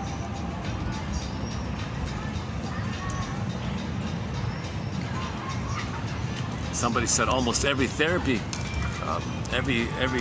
almost every psychoanalytically angled therapy has linkages to Freud's jargon, like transference and projective identification, and so on. Well, projective identification is Melanie Klein's one, right? But Melanie Klein advanced Freud, right? Yeah, I don't really get into the history of that kind of stuff, so. Okay, back to the Gidget show. There was another, hang on here. What was that one about, earlier we posted one recently. Do I have it here? What was that? What was it again? Oh, about narcissism. Yeah, okay. So, oh, ego a go-go. Yeah, right. Okay, ego a go-go.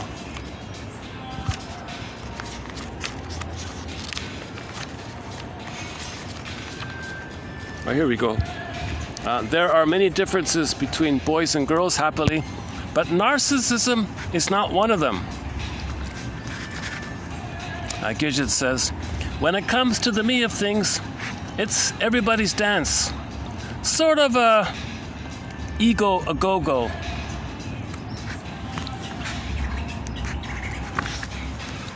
That's a very good episode, Ego a go-go, on the theme of narcissism. Everybody had it in that episode.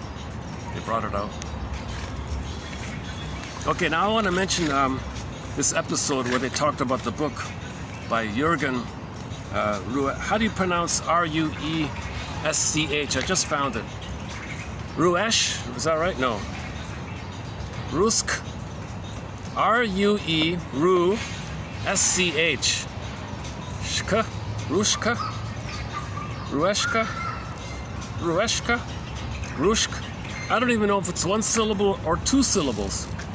Is it a monosyllabic or a bisyllabic surname? But the first name is Jürgen. Jürgen Ruesch. Rushk. Rushk? Okay, for the time being, let's just say Rushk. Jürgen Rushk. Never heard of him before. Can you believe it? But he has several books out there from the 50s. And that episode where about the rebellion, the theme on rebellion, the point being that we all have an inner conflict. We all have an inner conflict. So they were trying to link you to the idea of neurosis and dysfunction, where we all have a wish and a fear, and there's a conflict. So there's an inner rebellion going on. I need mother's love, but the memory said mother rejected you. But the memory's still there. There's a rebellion against mother. So if there's a rebellion against authority, that might be the rebellion against mother. And older people have a rebellion against mortality. So he said everybody rebels, kind of thing. But in that episode, the father guy who played a professor, he announced that he uses a book in his classroom called Communication, the Social Matrix of Modern Times. No, hang on. Communication, the Social Matrix of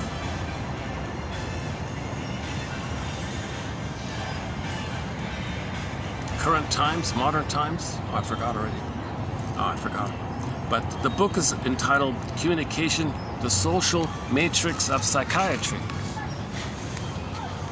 I haven't read it yet, but I peeked at his follow-up book called so this quote I'm going to read is posted in 2989, comes from one of his follow-up books called Therapeutic Communication. And in it, he describes passive aggressiveness. Now, he doesn't use the word passive aggressiveness. He uses a very uncomfortable term called emotional sadomasochism. So,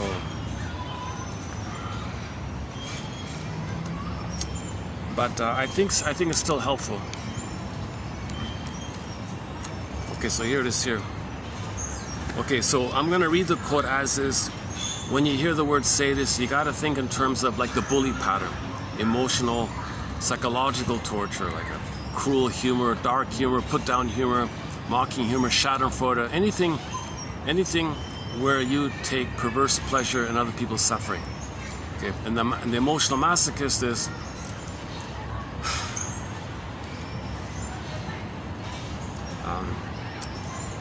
the baby was victimized by the mother, and to have a mother, they recreate it. So they find cruel people, and if they can save them, they think they can save the mother. So they're still at that place. So they still have the hope. So clingers tend to be the masochists, and the stingers tend to be the sadists, right? Stingers and the clingers. So the clinger wants to resume development. The mother was rejecting. So they find somebody who reminds them of the mother. Now the stinger, the sadist, needs somebody to mock and shame. So the clinger will represent their soul, which they mock and shame and then hate. That's the sadist one. Now,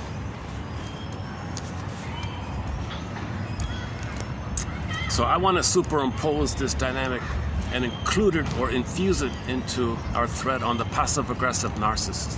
But let's just first read the quote here. So I'm just talking about emotional area. We're not talking about physical. We're not talking about the physical cruelty. Just emotional cruelty, psychological cruelty, mother's cruelty, and all that stuff. There is no sadist without a masochist. Yeah, so the clinger needs somebody to shame. Enter the song, the old song. He says he needs somebody to hate so he doesn't hate himself. He needs somebody to shame so he doesn't shame himself. So he can't be cruel if he doesn't have someone to be cruel towards. It's relational right there. So there's no sadist without a... So the bully needs a victim. Otherwise, how can he be a bully, right? And his mode is always against. So he's got too much rebounding rage that's got to go sideways. The body held as much as it could. It's always going against like that. So he doesn't really hold in. The howling man isn't kept in very long. It's usually released like that. Is that right? There is no sadist without a masochist. Communicative exchange between... I'm just reading this for the first time actually. Well, I skimmed it and copied it. I haven't really carefully read it. Okay, hang on. Let's do it this way. Okay, there's no sadist without a masochist. Communicative exchange between these two types is characterized by the absence of specific replies with all the concomitant frustration. So that sort of sets the stage, right? Things are vague, things are unclear, nothing specific, a lot of hedging going on, a lot of, do you mean this? Do you mean this? What do you mean? Are you implying this? Do you suggest this? Am I supposed to think this? Do you mean this? A lot of hedging. There's a lot of hedging here. Okay. In order to force acknowledgement, okay, that's the passive one, right? Okay, so the masochist is vague, let's say. Communicative exchange between these two types is characterized by the absence of specific replies with all the common frustration. Okay, so the masochist maybe wants to avoid the sadist, right? So he's not going to cooperate. He's rebelling in his quiet way. So he's going to be passive-aggressive, let's say, the masochist. So the sadist wants a response, right? In order to force acknowledgement, the sadistic partner resorts to cruelty, like for shouting or whatever, while the masochistic partner prides himself in not giving satisfaction. So the masochist or the passive-aggressive narcissist thinks everybody's his mother. I'm not going to cooperate. I'm not going to say what you want. I'm not going to cooperate. I'm not going to give what you want, mother. Your mother. So they see.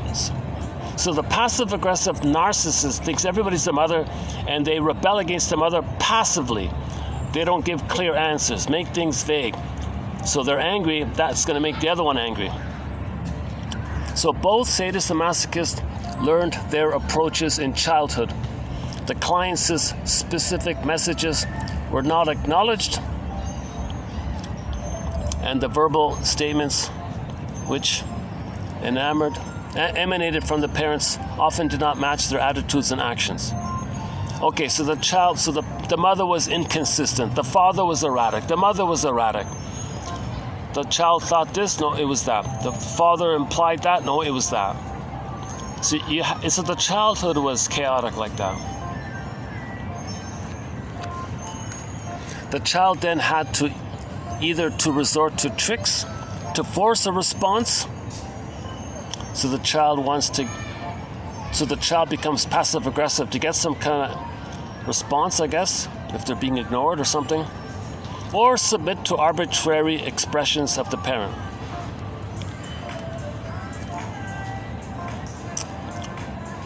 Okay, these clients learned that verbal communication can be used to frustrate the other person by withholding acknowledgement. Okay, so the passive-aggressive narcissist just keeps silent, gives you the cold shoulder, withdraws, just avoids you basically. Now he does it strategically because he asks you something and you withhold. I'm not going to answer you. That's going to frustrate the other person. Now, the passive-aggressive one, he's thinking, well, I'm not going to cooperate with my mother. I'm not going to answer my mother. I'm rebelling against my mother. They express their anger passively by just withholding acknowledgement. Being late, things being late or something. So you're angry in a covert kind of way. That's the passive masochistic way. But the other person's going to get angry by that and become the sadistic. Okay, a step-by-step analysis of the sadistic masochistic game would read as follows. When the masochistic person makes a statement, he knows that the other must interpret and reply. As soon as the other actually replies, the masochistic person changes his frame of reference and indicates that he has not quite caught on. When the other person tries again, the masochistic person uses the same trick. Finally, the other person feels cheated. This other person then decides to force a reply and starts shouting, let's say. What do you mean? What are you doing here? So he gets angry. That's the sadistic reply, right? Then the masochist may yield and acknowledge. But by this time, the angry person had enough, and frequently the roles are reversed. The partners are deeply involved in each other's neuroses. They become addicted to their pathology. When one is on the verge of... Okay, that's the next part. Okay, hang on. That's another point here. I'm still not 100% clear on this, so I'll update this one. So let's say the passive-aggressive one, he's important. I'm not going to cooperate. I'm going to be vague. So let's say the person, we don't know whoever the other person is, he expects them to be sadistic. He's going to provoke them to be verbally abusive. Maybe they're not. But the masochistic one, the passive-aggressive narcissistic one, is angry at mother and everybody's mother. So they don't cooperate with anybody. So they imply something, the other person says that. I didn't mean that. What's wrong with you? Oh, I'm sorry. I thought you meant that. Okay, I try this way. No, I didn't mean that. So he keeps changing is referenced like that. So, okay, you're playing a game here. The other person gets frustrated. Aha! You're my mother. You're my cruel mother. Aha! So the guy who got angry doesn't want to play this game and goes away. Or the roles flip. And he feels sorry for getting angry. And now the masochist gets angry at the other person, so it flips around. So the masochist, so the sadist might begin as the masochistic mode to set up the stage to then flip to the sadistic mode.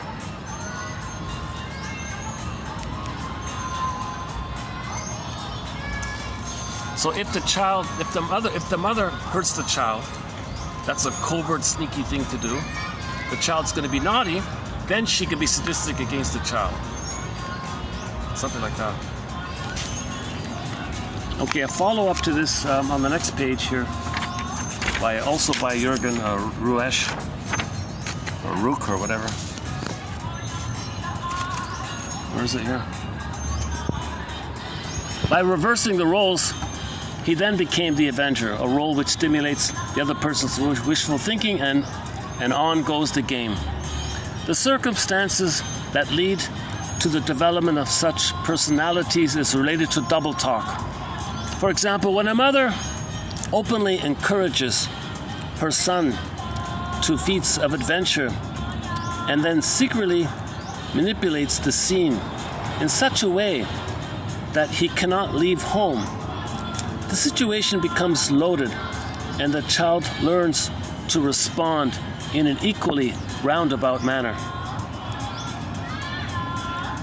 So the mother creates a sadomasochistic game with the kid, right? Now the only way they relate is shouting at each other. That's their connection. So most sitcoms are always shouting at each other, right? In the Carol Burnett show, all these sitcoms, they're just constantly shouting at each other.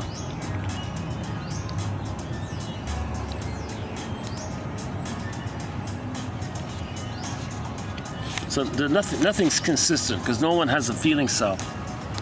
No one can tell the truth, so nothing's consistent. So all these games come from that. Yeah, so no one has a beingness, no one can be honest, so everything's all this roundabout games.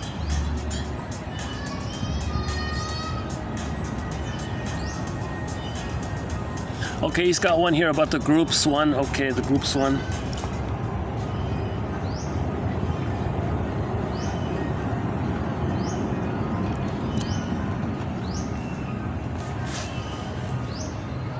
The perniciousness of the sadomasochistic game lies in the fact that the build-up to and the preoccupation with the painful exchange becomes an all-absorbing performance which makes all other emotional reactions appear boring or pale. Things like dignity and health and healing and rationality are boring, they are renounced in favor of an opportunity to play the sadomasochistic game, blowing off steam. For example, the employer may enjoy keeping his employees insecure with regard to the permanence of their work, sometimes raising hopes and then extinguishing these a little later. In return, he is served poorly, and the employee will get back at him by making embarrassing mistakes. People who become addicted to this game deliberately seek only partners who provide for this all-absorbing experience.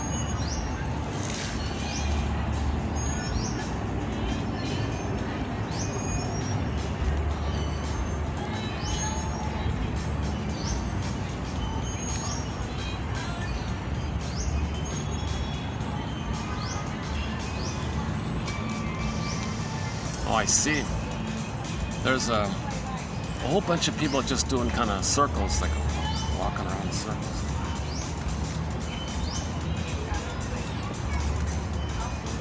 Oh my goodness. Yeah, not one of my better videos today. Yeah, Jesus. Yesterday was, yeah, waves, eh? Yesterday was a solid one. Today not so much. Yeah, Jesus.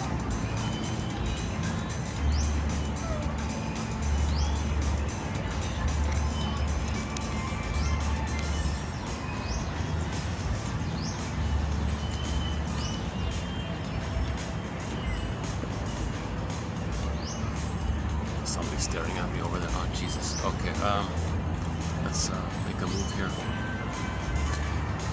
Let me block their view. Let me do this. Let me do it this way.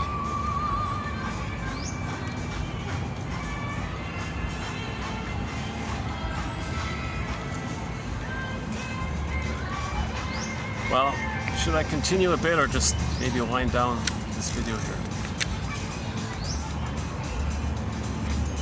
Okay, let's play a song. Let's just play a song then.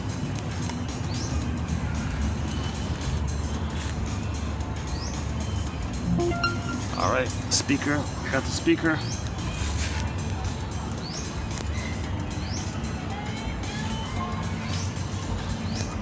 Soul Searching by Glenn Fry. Streetheart. What kind of love is this? Santa Zaz, a Boule Parini. I'd love to play Ziana Zane, but that's copyrighted.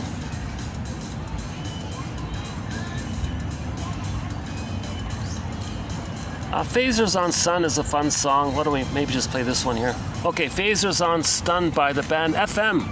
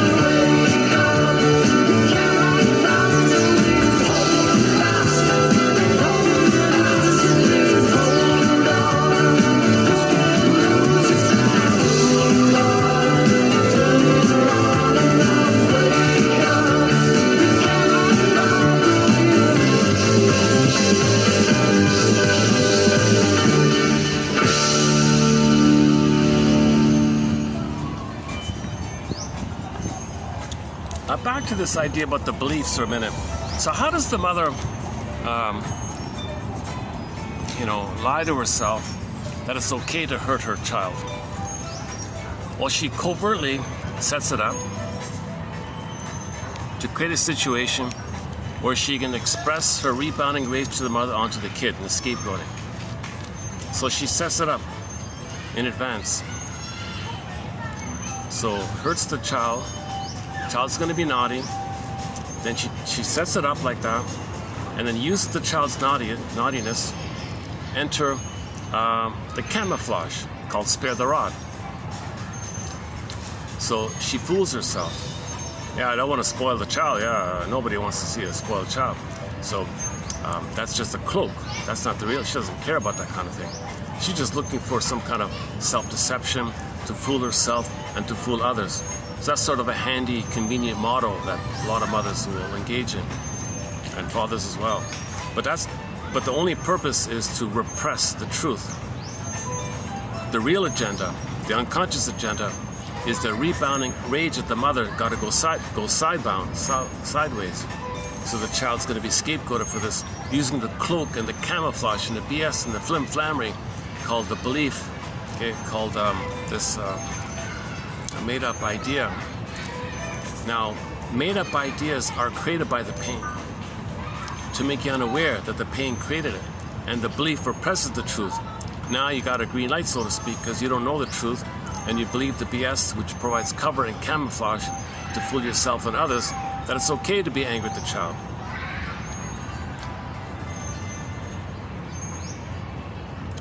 Okay. So first, the mother represses the memory that she was shamed and mother's dangerous.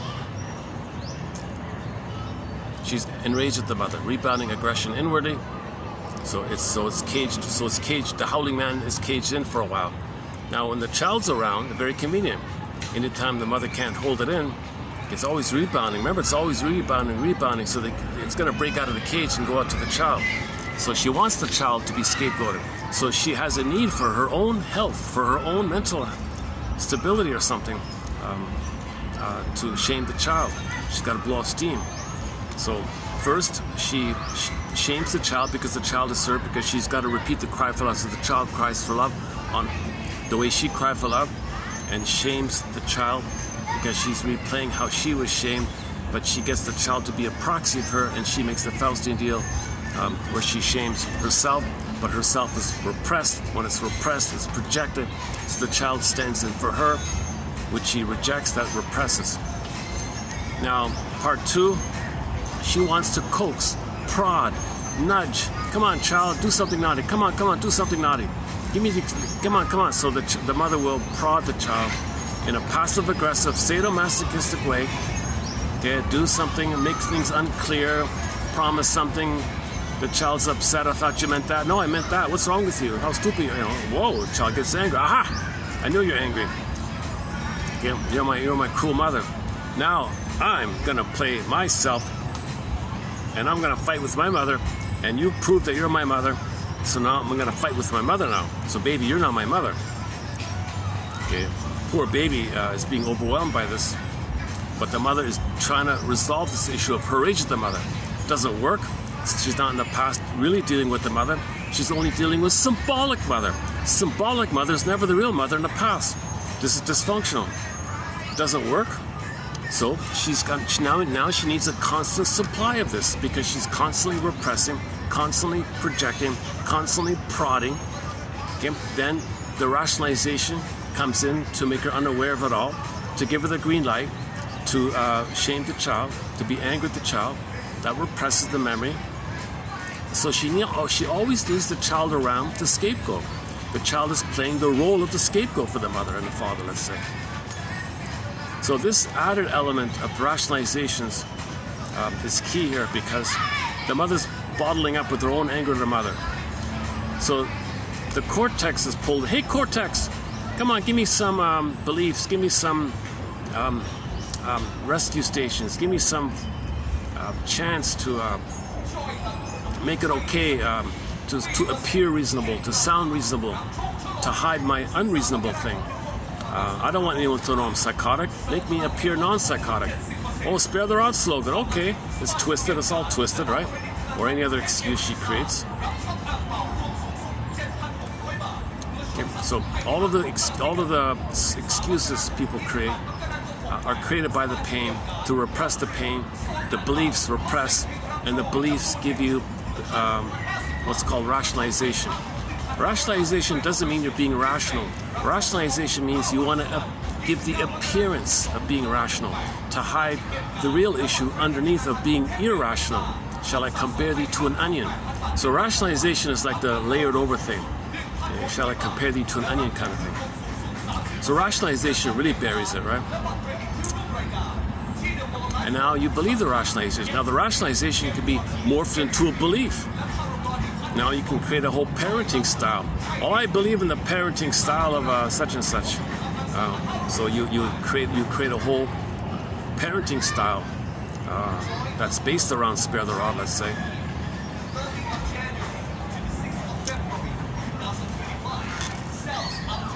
Oh, the advertisements are back on.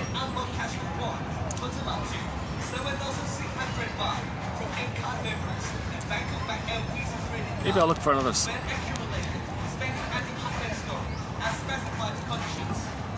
Can't go there.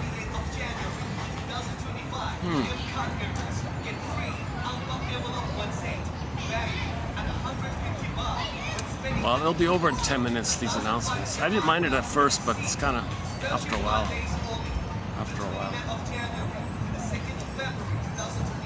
Hey, do you want to see all the pandas? That's kind of fun. Yeah, why don't we do that? Let's pack up, and I'll show you a whole bunch of pandas. I mean, stuffed animal pandas as a kind of a part of the New Year celebrations, I think. Is it Chinese New Year's? Is it today? Is it, or it's coming up soon? Or I forgot which day it is. Okay, let's go check out the pandas, and we'll wrap it up. Give me 2-3 minutes to pack up here. Oh, why don't I do the mission statement first? Yeah, let's make sure we get the mission in. So, submitted for your consideration and submitted for your approval, should you choose to accept it, is to read 10 quotes a day and pluck out one and use it as a springboard or prompt to free associate with. Take the quote and ask yourself, what does this remind me of? What does it suggest to me? What thoughts come to me by this? And when a feeling comes, validate the feeling. I must have a very good reason for feeling this. What's the hardest thing here about this feeling? And do the same thing in the morning if you get a dream. So your mission, should you choose to accept it, is to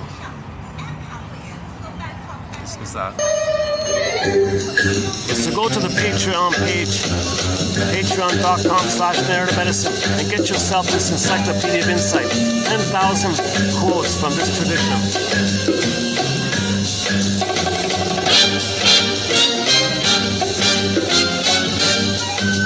And spend roughly 10 minutes a day, or read 10 quotes a day and pluck out one and use it as a prompt to free associate with. Use it as a springboard to help you make the unconscious conscious. Just say what freely comes to mind, the quote.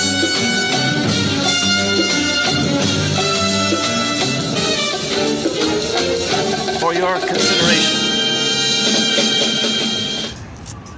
And submit it for your approval, as Rod Serling says in The Twilight Zone.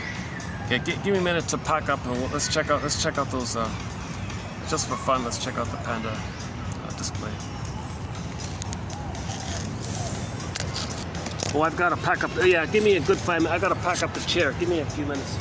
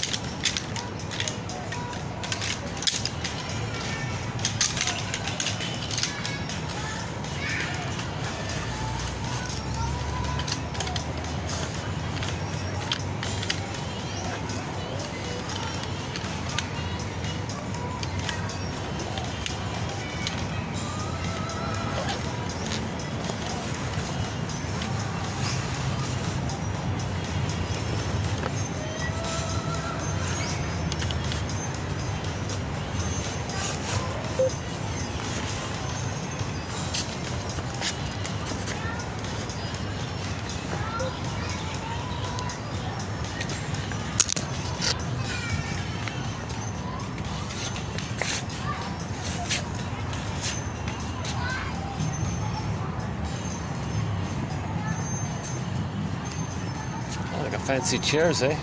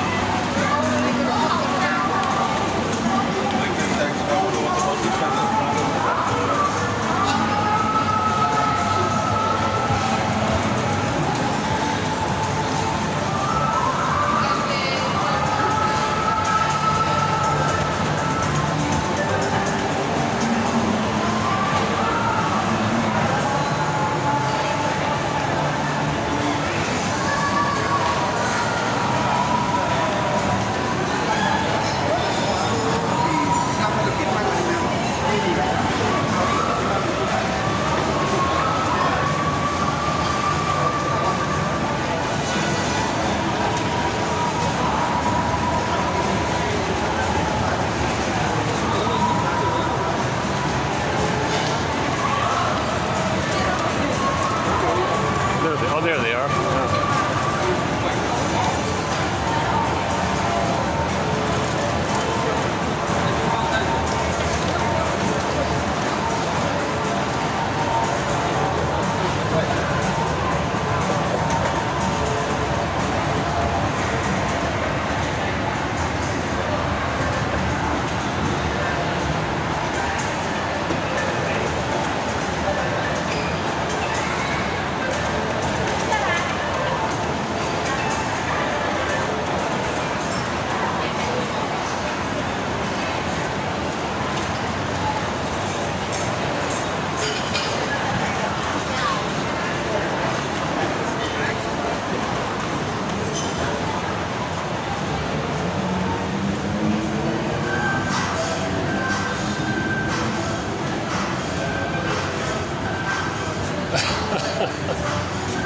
Oh, there it is there. That's quite a sight, eh? Oh. Oui, il est là-bas.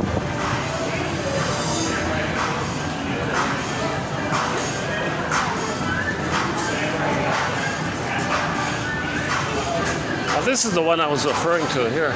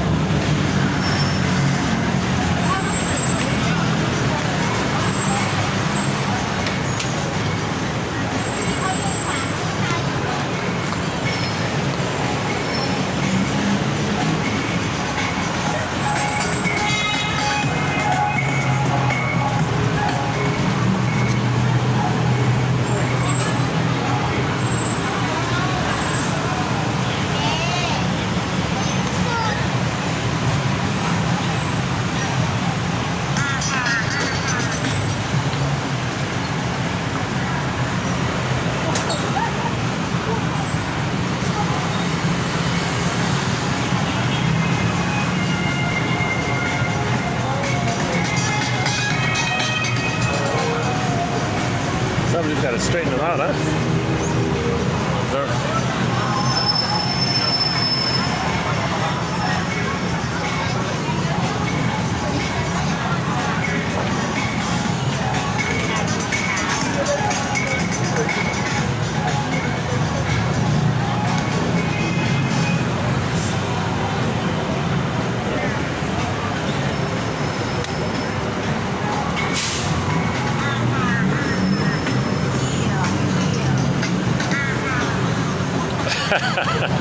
He's got a good spot.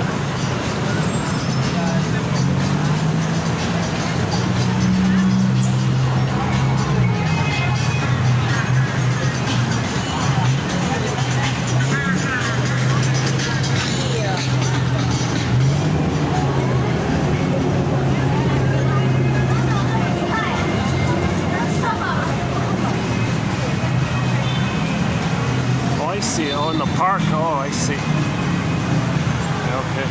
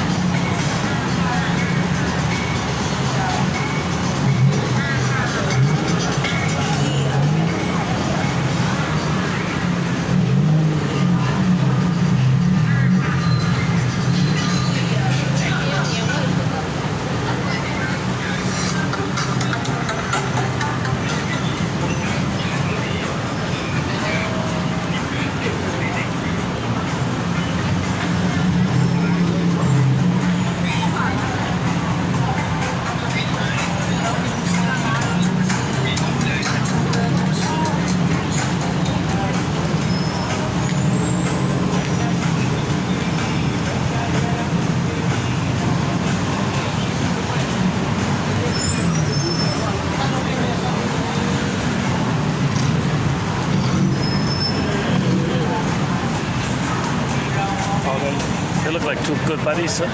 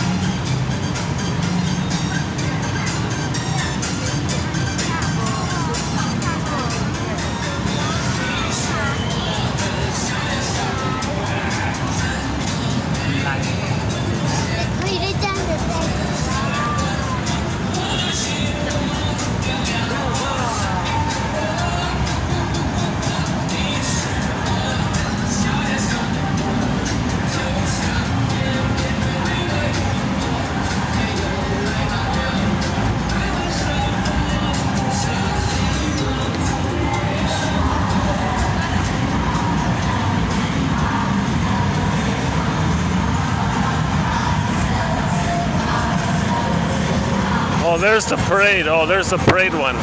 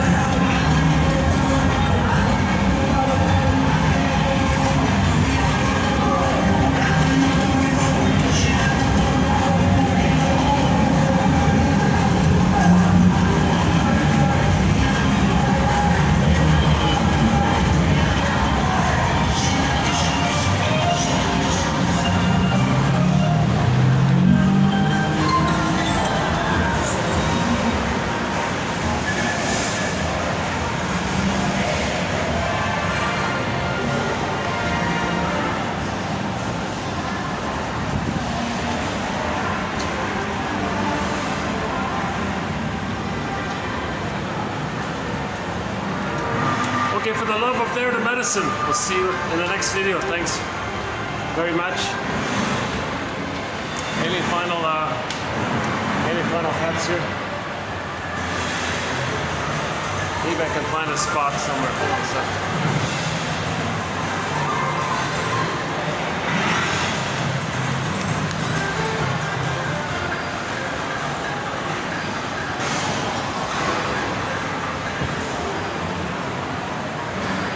Somebody's in my spot.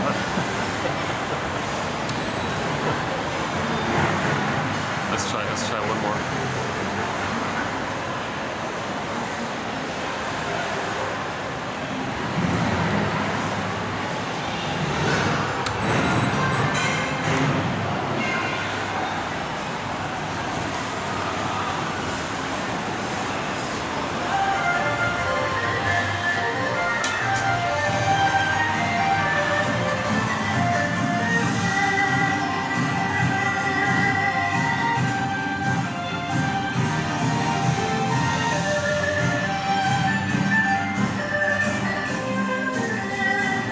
There. Oh no, that one's taken too. Oh, my backup spot's taken too. Let's try one down. Hold on.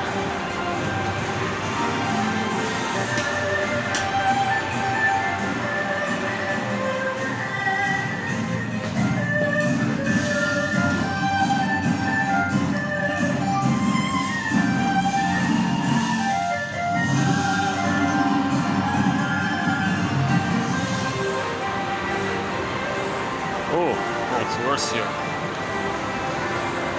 Second, now let's go one up. Okay, I'll squeeze beside that guy up there.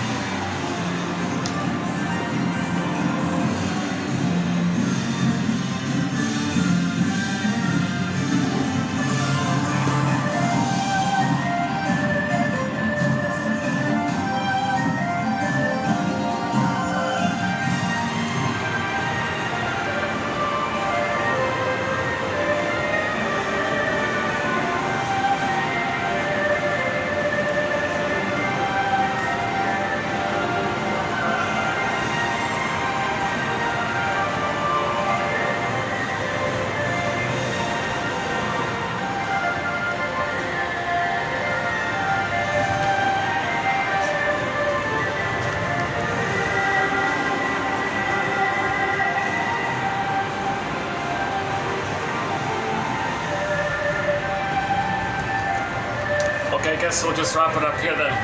Yeah, so that's Robert Bly's advice to read psychology, the study of the soul, psyche, soulology, the study of, for 10 minutes a day. Forgive psychology for its jargon. He says, please just forgive it. But the heart and soul of psychology is the psychoanalytic. The past-present links, psychoanalytic. How the present is a reflection of the inner state. Past, present. If you're talking about the past, you want to link it to the present. If you got a pattern in your life, when did it begin? And to see a current live, here and now example. Specifically, now catch yourself engaged in an example of the pattern that began in the past. Make that kind of link. And make the inference that if you're finding people who remind you of the mother, thinking you can save them, you can save the mother, okay, that's an unrealistic kind of hope. Make the inference that if someone's negative towards others, that's for them to know that they've identified with the aggressor. Where did they learn that from, you know? So if they're negative towards others, that's for them to know, or make the inference and make the question, does that mean my mother was negative towards me like that? And I'm trying to know it and remember it, so I recreate it in an attempt to remember. Update this false belief that we're guilty. Nonsense. No baby's guilty. Nonsense. But babies think they're guilty to get along with the mother. Okay. The key one, the core one, is the both and mind. You got to resolve this jungle slogan thinking, adversarial thinking, okay, because that's loyalty to the mother, loyalty to the trauma, protecting her, okay, whitewashing her crime, not wanting to know the truth that she hurt you. So to maintain you not knowing the truth, just engage in jungle slogan thinking, because that's the place you were in with the mother in a matter of survival with her, and you transfer that survival struggle onto the world kind of thing. So to get out of that past and to live in the present normally, you do it by finding the third side of the coin. The third side of the coin holds the other two sides, and it's a circle, continuous, just like understanding itself, says the quote in Route 66, 2599. Another mission, should you choose to accept it, submitted for your approval and consideration, is to look up 2599 in our channel, 2599, and read the quotes from the classic TV show Route 66. The top 5 are right there, the first 5. Some of the best quotes in the whole encyclopedia right there, the top 5, about the albatross, the third side of the coin, the mask one. Those are great quotes.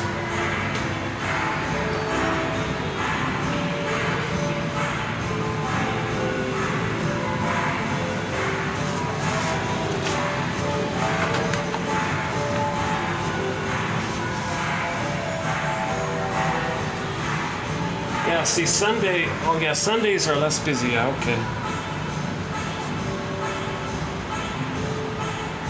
Oh, there's the Sky Train with no ad on it.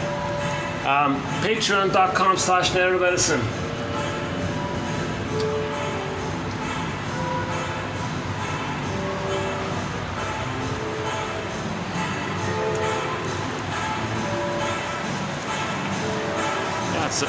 That's surprisingly kind of quiet on this end here. Maybe I can just wrap it up here. Too many ads, eh? How about like this? Wrap it up here like this? Yeah, okay. How do I avoid all the advertisements?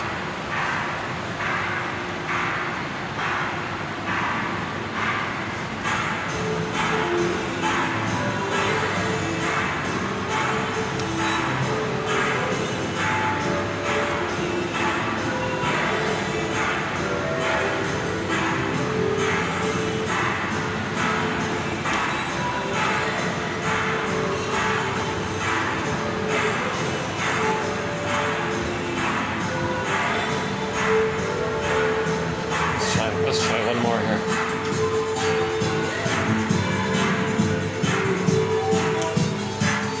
You know, this mall sometimes plays Charlene's song, I've Never Been to Me, a song we have on our soundtrack. It's about a playgirl who never found herself. I've never been to me. Oh.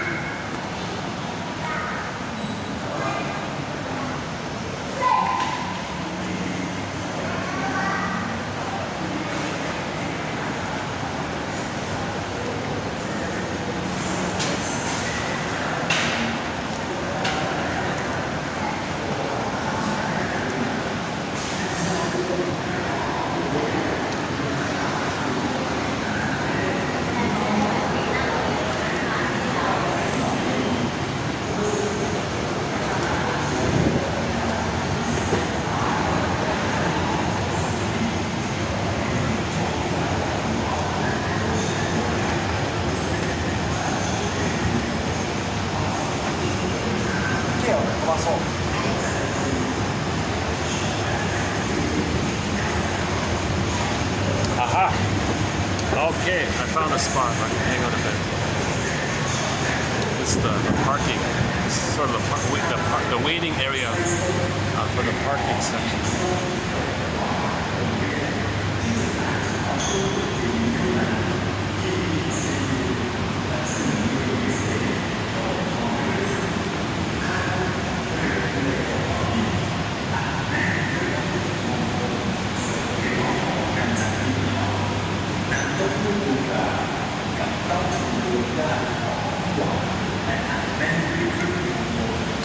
Let's wrap it up here then.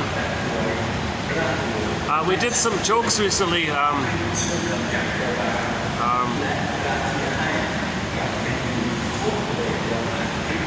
By Masterson and one about the pigeon and a couple from Mr. Behrman.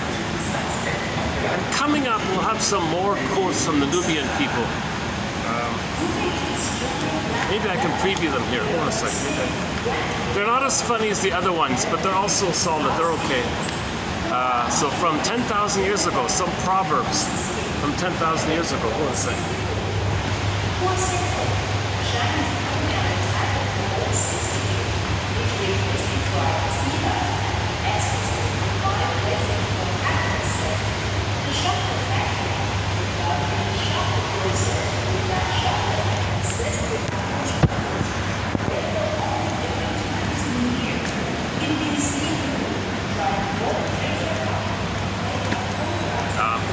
Some of them might be familiar, but maybe they came from these ones. Looking for the camel under the saddle. Looking for the camel under the saddle. Said about someone who is looking for something while it is right under his nose. Okay, kind of like elephant in the room kind of thing. Finally, the donkey climbed the palm tree when something impossible has happened. Okay, so when hell freezes over, when pigs fly, that kind of thing. Long ago, it was when the donkey climbed the palm tree. If the husband is a sea, then the wife is a bridge. Advice about the harmony between husband and wife.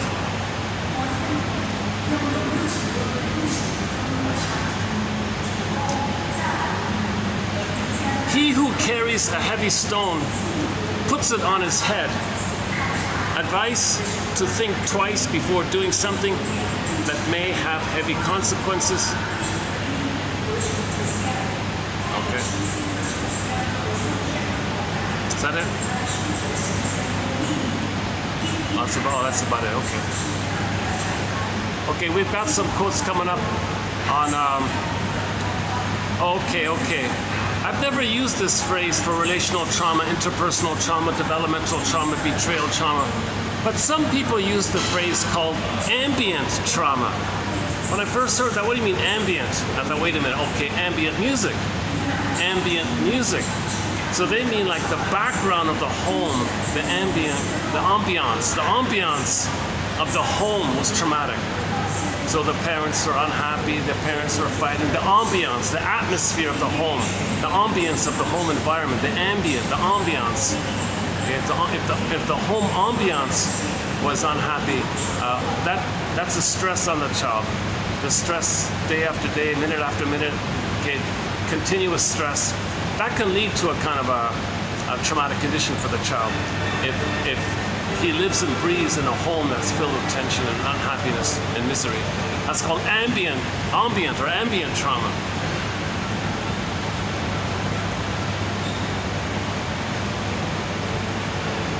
Okay, so we'll do those quotes coming up. Yeah. Okay, so we have some quotes on trauma coming up in 2988.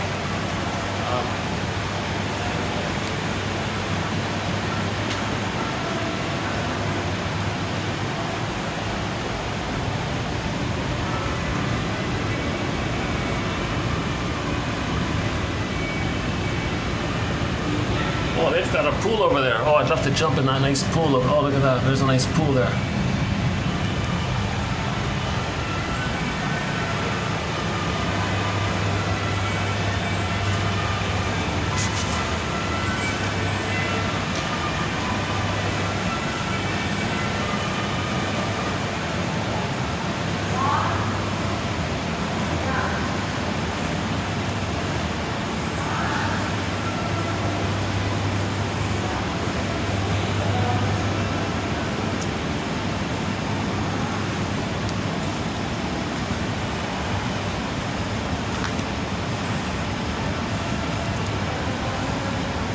Okay, for the love of narrative medicine, thanks very much. I will see you in the next video where we will be doing more, some more quotes from our mentor, Edmund Bergler. So today was 73, right? So coming up in 74, yeah, it'll be all on the work of Edmund Bergler. All of these are from him, 2974. So these are solid quotes. Whenever we post quotes from Edmund Bergler, they're usually very solid. So we'll have some good quotes coming up.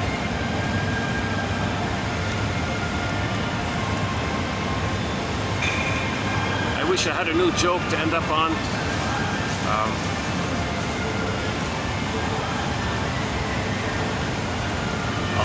I'll look for some more jokes and proverbs. I want to end up the videos on a fun note kind of thing. So in lieu of a joke at the end, let me just promise to do my best to find some new jokes to close up with, and I'll wrap it up here. So once again, thanks very much. I'll see you in the next video,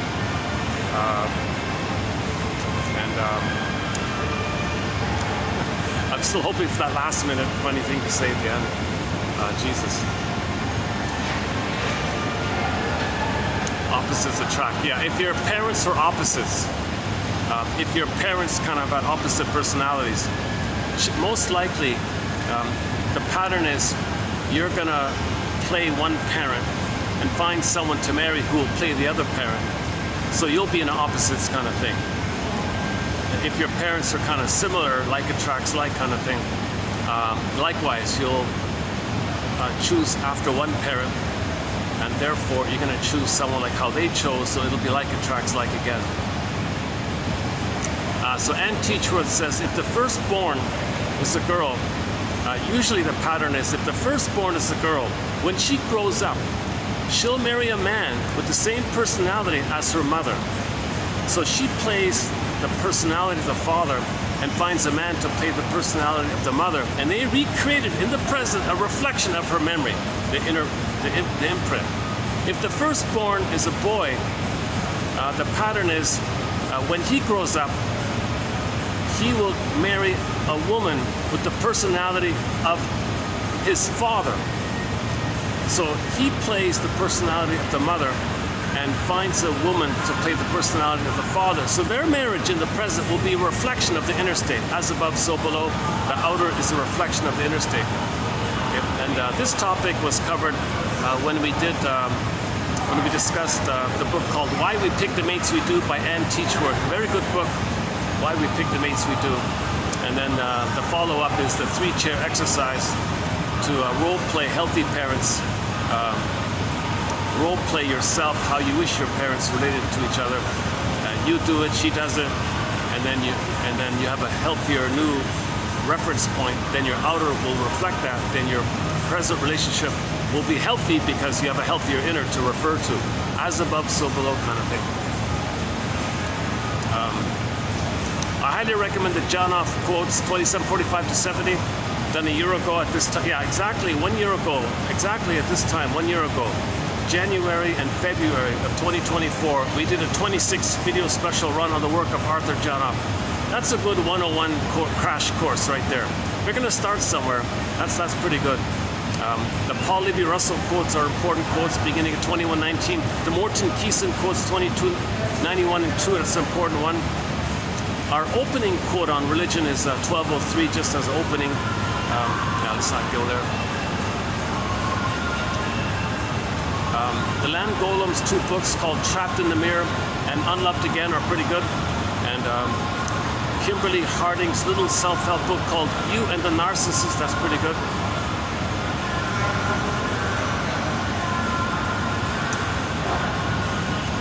If it weren't so noisy up here, this would be a pretty good spot actually.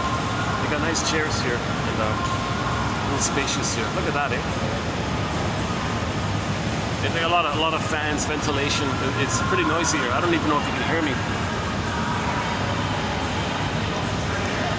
Yeah, I like open spaces, yeah.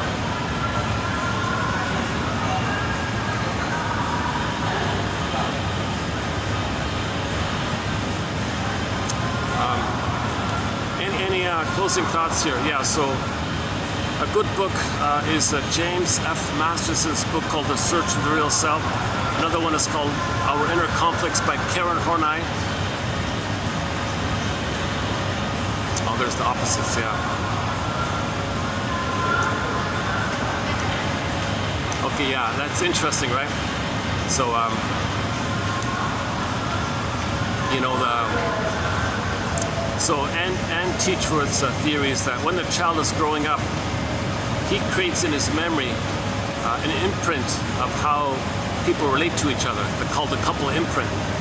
Then he decides to himself, okay, when I grow up, I'll play one and find the other, play the other, and I'll continue where they are. It's unfinished, it's unresolved, it's based on your parents' unresolved issues.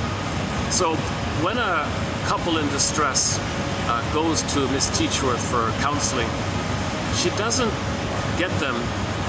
So the couple would go to Miss Teachworth. Miss Teachworth, our marriage is on the rocks. Can you teach us how to communicate with each other? We're always arguing. She says, oh, no way. You, sir, I'll see you on Monday. You, ma'am, I'll see you on Tuesday. Okay, they say, okay. So he comes on Monday, he says, okay, I get it. I'm gonna role play with you. What are we doing here? The focus is on your parents in your head. What do you mean? Well, when you were a kid, how do you feel about the way your parents related to each other? Oh my God, you gotta be kidding. Okay, what do you wish took place? I wish they apologized to each other. Okay, here are 2 chairs. You role play that. You play a healthy man apologizing to your mother, and you play her responding appropriately. You play them making I statements. You play them having fun together, organizing fun things. You role play whatever you wish took place. Just do it again and again every Monday for several months. She does the same thing. Okay, so her focus is on creating in your mind some positive, something positive to refer to. She calls it a new precedent, something to refer to. If he does it again and again in the role play, and she does it on her end in the role play, then when they relate to each other, they're going to be influenced by that healthier model in the mind they created, and that will springboard a healthy relationship in the present. And sure enough, they say it works, according to her. Why We Pick the Mates We Do, a very good book as well, and Teachworth. Okay, I guess we'll wrap it up here. How are we doing here? Let's check the time. How's the battery? Hey, let's check the battery. Oh my God. Oh my God. The battery. 5%. Oh, I'm glad I checked. All right. I'll see you in the next video. Thanks very much.